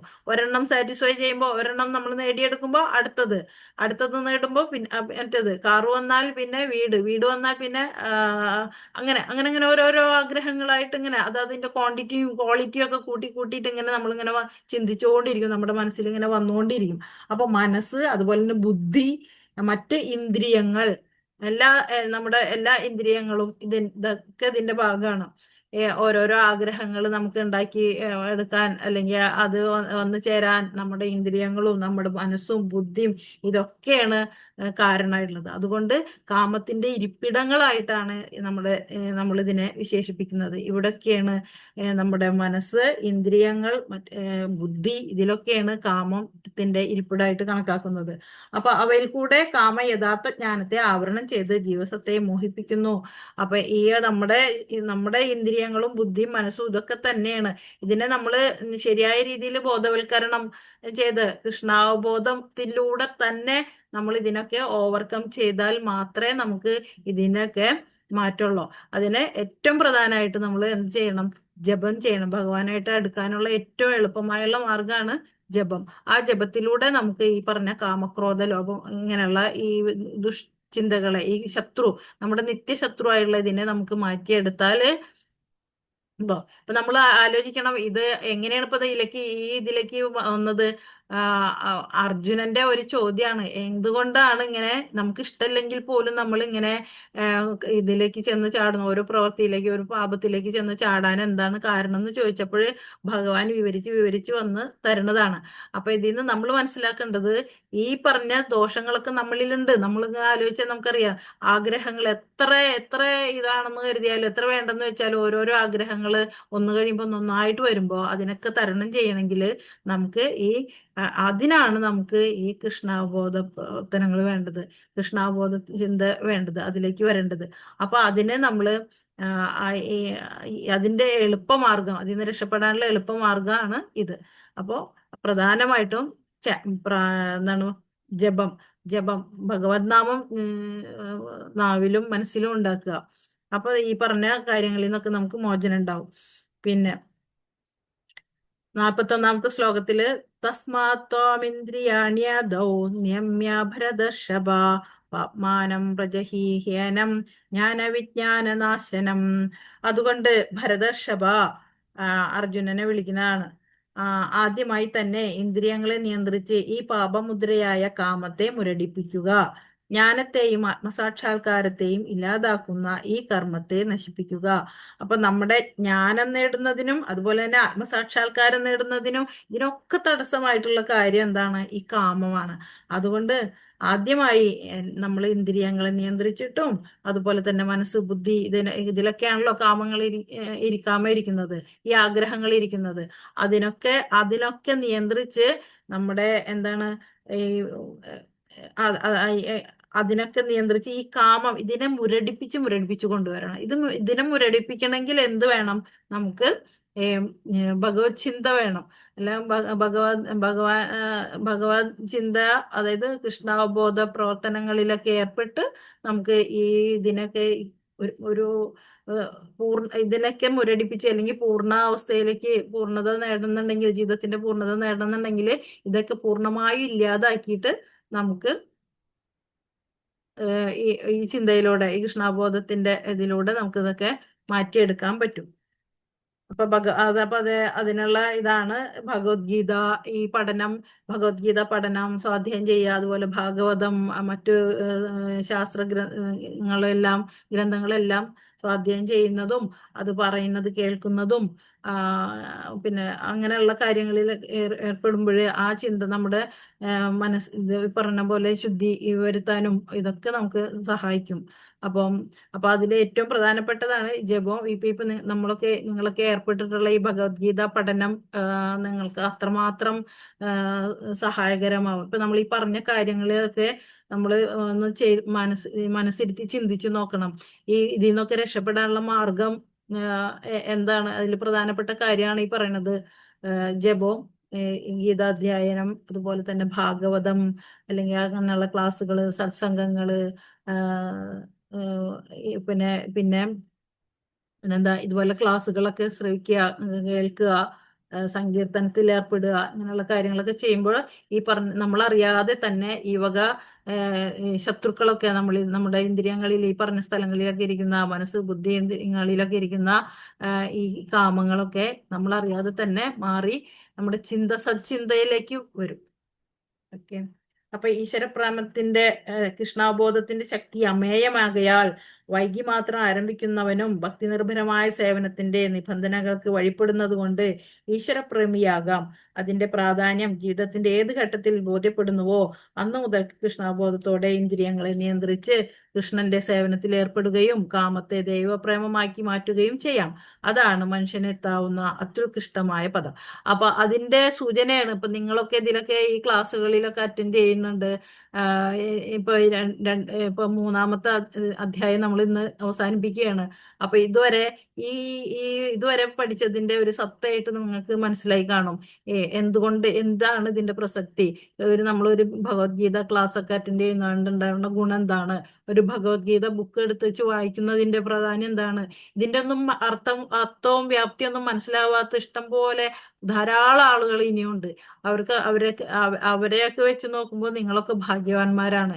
ഇങ്ങനെയുള്ള ഒരു സൗകര്യമൊക്കെ നിങ്ങൾക്ക് കിട്ടുക, ഓൺലൈനായിട്ടും അവരവരെ വീട്ടിലിരുന്നു കൊണ്ട് തന്നെ ഈ വക കാര്യങ്ങളൊക്കെ ഒക്കെ ഇപ്പൊ ഇത്രയും പറഞ്ഞതിൽ നിന്ന് അർജുനന്റെയും ഭഗവാന്റെയും സംഭാഷണത്തിൽ നമുക്ക് കിട്ടേണ്ട ഒരുപാട് കാര്യങ്ങൾ ഇപ്പൊ നമ്മൾ പറഞ്ഞു കഴിഞ്ഞു. നമ്മൾ മനസ്സിലാക്കിയെടുക്കേണ്ടത്, നമ്മുടെ ജീവിതത്തിൽ പകർത്തേണ്ടത്, നിത്യ ജീവിതത്തിൽ പകർത്തേണ്ട കാര്യങ്ങൾ. അതായത് ഏറ്റവും പ്രധാനമായിട്ട് നമ്മൾ നശിപ്പിക്കേണ്ട കാര്യമാണ് നമ്മുടെ ഈ കാമം, ഈ ചിന്ത, ആഗ്രഹത്തെ തന്നെ ഇല്ലാതാക്കിയാല് ആ ചിന്തേനെ ഡൈവേർട്ട് ചെയ്ത് നമ്മൾ നല്ല രീതിയിലേക്ക് മാറ്റി കഴിഞ്ഞാൽ നമുക്ക് ലൈഫിൽ ഒരുപാട് മാറ്റങ്ങൾ ഉണ്ടാവും. ഒരുപാട് സമാധാനം, സന്തോഷം, പിന്നെന്താണ്, ഒരു പ്രതീക്ഷ, ഇതൊക്കെ നമ്മുടെ ലൈഫിൽ ഉണ്ടാവും. അപ്പൊ അതുകൊണ്ട് ഈ ഈ ഈ ഈ അവസരം ശരിയായ രീതിയിൽ ഉപയോഗപ്പെടുത്തണം. ഈ ഇടയ്ക്ക് വെച്ച് ഒന്നും ഡ്രോപ്പ് ചെയ്യാതെ ഇതിന്റെ ഒരു കോഴ്സിന്റെ ഒരു കാലാവധി പറഞ്ഞാൽ അത് കണ്ടിന്യൂസ് ആയിട്ട് ചെയ്ത് അത് അത് ഫുൾഫിൽ ചെയ്യണം. അങ്ങനെ അതൊരു കാര്യം എനിക്ക് ഇതിന്റെ ഇടയിൽ പറയാനുള്ളതാണ്. ഇനി 42ാമത്തെ ശ്ലോകം കൂടെ പറഞ്ഞ് ജഡപദാർത്ഥങ്ങളെക്കാൾ അല്ല ഇന്ദ്രിയാണി 42ാമത്തെ ശ്ലോകം. ഇന്ദ്രിയാണി പരാണ്യ ഭൂരിന്ദ്രിയേഭ്യ പരം മനസസ്തു പരാ ബുദ്ധിർയോ ബുദ്ധേ പരദാസ്തു സഹാം. ജഡപദാർത്ഥങ്ങളെക്കാൾ ഉത്കൃഷ്ടങ്ങളാണ് കർമ്മേന്ദ്രിയങ്ങൾ. മനസ്സ് ഇന്ദ്രിയങ്ങളെക്കാൾ ശ്രേഷ്ഠമാണ്. ബുദ്ധി മനസ്സിനെയും കടന്നു നിൽക്കുന്നു. ആത്മാവ് ബുദ്ധിയേക്കാൾ ഉന്നതനാണ്. ഇത് മൂന്നിന്റെയും സ്ഥാനം ഇത് പറയുകയാണ്. അതിന്റെ ഗ്രേഡ് ഒന്നൊന്നിനേക്കാൾ മികച്ചതാണെന്നുള്ള പോലെ ജഡപദാർത്ഥങ്ങളെക്കാൾ ഉത്കൃഷ്ടമാണ് കർമ്മേന്ദ്രിയങ്ങളുടെ കാര്യം പറയുന്നു. മനസ്സ് ഇന്ദ്രിയങ്ങളെക്കാൾ ശ്രേഷ്ഠമാണ്. ബുദ്ധി മനസ്സിനെയും കടന്നു നിൽക്കുന്നു. ആത്മാവ് ബുദ്ധിയേക്കാൾ ഉന്നതനാണ്. മനസ്സ് ഭഗവത് സേവനത്തിൽ തന്നെ മുഴുകിയിരിക്കുക, ഇന്ദ്രിയങ്ങൾ വിഷയങ്ങളിൽ ഏർപ്പെടാൻ സാധ്യതയില്ല. ഈ മാനസികാവസ്ഥയെ മുമ്പ് പറഞ്ഞിട്ടുണ്ട്. അപ്പൊ നമ്മുടെ മനസ്സാണ് പ്രധാനമായിട്ട് ഇതിൽ പറയുന്നത്. മനസ്സ് ഭഗവത് സേവനത്തില് ഭഗവത് ചിന്തയിലും മുഴുകിയിരിക്കെ അങ്ങനെ മനസ്സിനെ നമ്മൾ ഏർപ്പെടുത്തിയാൽ സ്വാഭാവികമായി ഓട്ടോമാറ്റിക്കായിട്ട് നമ്മുടെ ഇന്ദ്രിയങ്ങളും ഭഗവത് സേവനത്തിന്റെ പാതയിലേക്ക് തന്നെ പോകും. നമ്മൾ കൈകൊണ്ടും കാലുകൊണ്ടും അല്ലെങ്കിൽ കണ്ണുകൊണ്ടും മറ്റുള്ള ഇന്ദ്രിയങ്ങൾ കൊണ്ടെല്ലാം നമ്മൾ ഭഗവത് സേവനത്തിന് ഉപയുക്തമാകുന്ന രീതിയിൽ നമ്മുടെ ഇന്ദ്രിയങ്ങളെ നമ്മൾ പ്രവർത്തിപ്പിക്കും. മനസ്സ് എങ്ങനെയാണെങ്കിൽ മനസ്സിൽ ആ ചിന്ത വന്നു കഴിഞ്ഞാൽ, ഈശ്വര ചിന്ത അല്ലെങ്കിൽ ഭഗവത് ചിന്ത മനസ്സിൽ വന്നാൽ നമ്മുടെ എല്ലാ ഇന്ദ്രിയങ്ങളും മനസ്സിനോടൊപ്പം തന്നെ പ്രവർത്തിക്കും. ഏവം ബുദ്ധേ പരം ബുദ്ധ്വാ സംസ്തഭ്യാത്മനാത്മനാ ജഹി ശത്രും മഹാബാഹോ കാമരൂപം ദുരാസദം. മഹാബാഹോ, അതിനെ അർജുനനെ വിശേഷിപ്പിച്ചുകൊണ്ട് വീണ്ടും ഒരു വാക്ക് പറയുന്നു, മഹാബാഹോ. ഭൗതികങ്ങളായ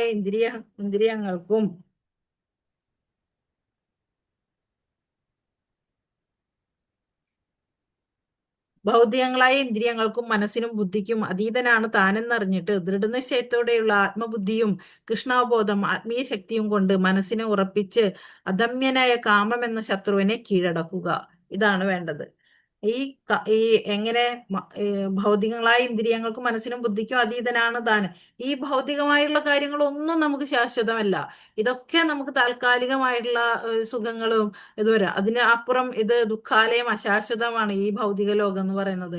ഓരോ അടിയും നമുക്ക്, ഓരോ പദം വിപദം എന്ന് പറയുന്ന ഓരോ സ്റ്റെപ്പിലും നമുക്ക് സന്തോഷത്തെക്കാളും കൂടുതൽ, കുറച്ച് സന്തോഷിച്ചാലും ഒരുപാട് ദുഃഖിക്കണം, അങ്ങനത്തെ ഒരു അവസ്ഥയാണ്. ഒരു ആപത്ത് പറ്റാതെ മുന്നോട്ട് പോകണമെങ്കിൽ ഒരുപാട് ശ്രദ്ധ നമ്മൾ കൊടുക്കണം. അങ്ങനെ അത്രമാത്രം ശ്രദ്ധിച്ചു പോകേണ്ട ഒരു ഇതാണ് ഈ ഭൗതിക ലോകത്തിലെ കാര്യമാണ് പറയുന്നത്. അപ്പൊ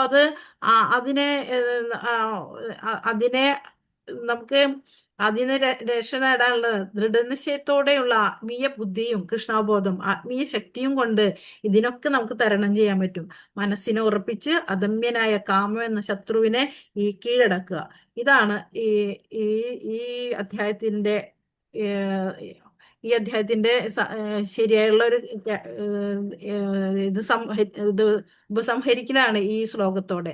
നിരാകാരമായ ശൂന്യതയെ ആത്യന്തികമായി കരുതാതെ താൻ എന്നേക്കും ഭഗവാന്റെ സേവകനാണെന്ന് അറിഞ്ഞുകൊണ്ട് കൃഷ്ണാബോധത്തിലേക്ക് എത്താനുള്ള വഴിയാണ് ഈ 3ാം അധ്യായം നമുക്ക് പറഞ്ഞു തരുന്നത്.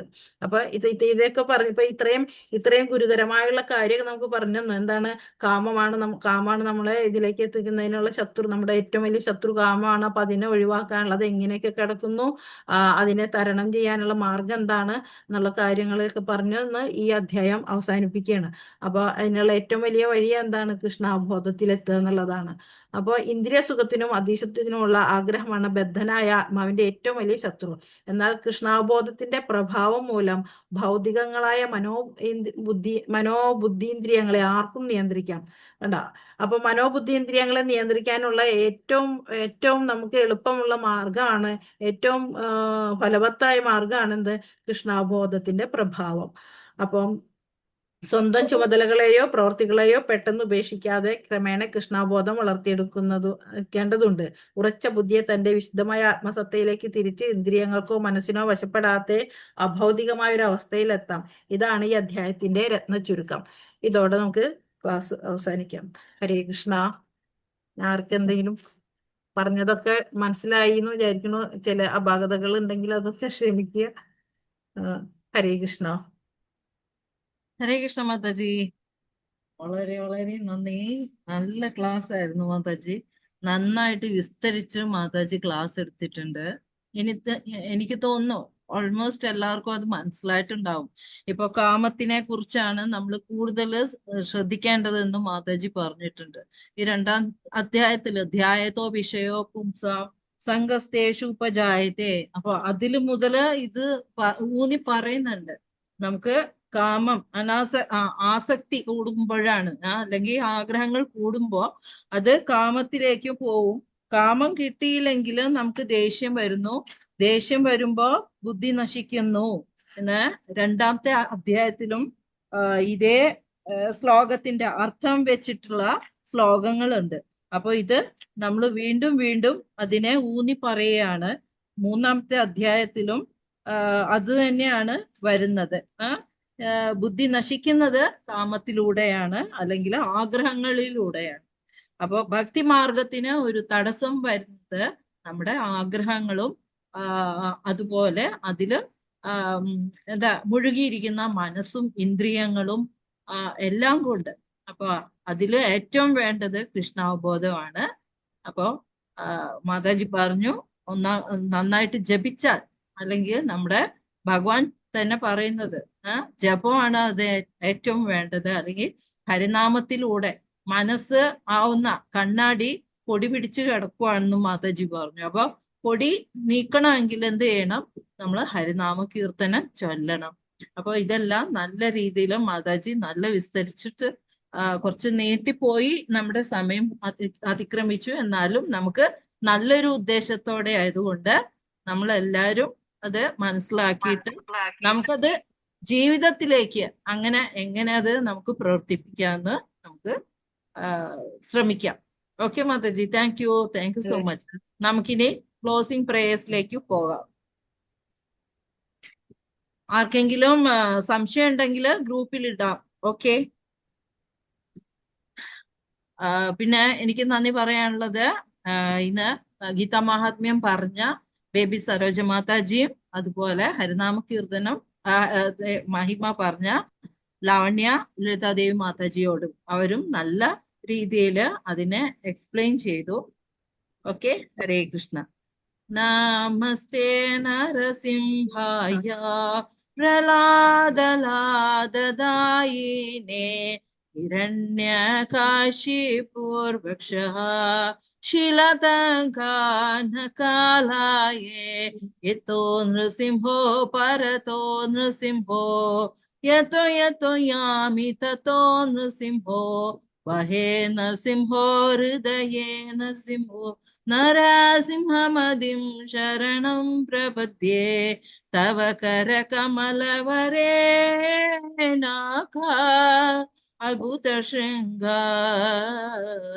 ദളിത ഹിരണ്യകശിപോ താനുഭൃംഗ കേശവധൃത നരഹരിരൂപ ജയ ജഗദീശ ഹരേ जय जगदीश हरे जय जगदीश हरे जय नरसिंहदेव जय नरसिंहदेव नरसिंहदेव जय नरसिंहदेव जय नर हरि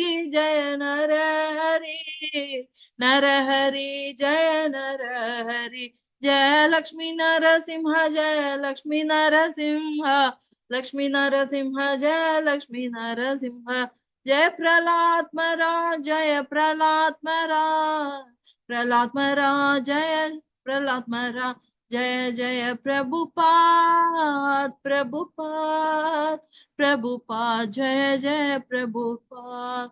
भक्ति विघ्न विनाश नरसिम्हा भगवान की जय, भक्ति विघ्न नरसिम्हा भगवान की जय, प्रहलाद महाराज की जय, ഗുരു പ്രമാണേ ഹരി ബോൾ. ഹരേ കൃഷ്ണ. അപ്പൊ ഇന്നത്തെ ക്ലാസ് ഇവിടെ വൈൻഡപ്പ് ചെയ്യാണ്. ഇതിൽ കൂടിയിരിക്കുന്ന എല്ലാവർക്കും ഒരിക്കൽ കൂടെ നന്ദി പറയുന്നു. ഹരേ കൃഷ്ണ.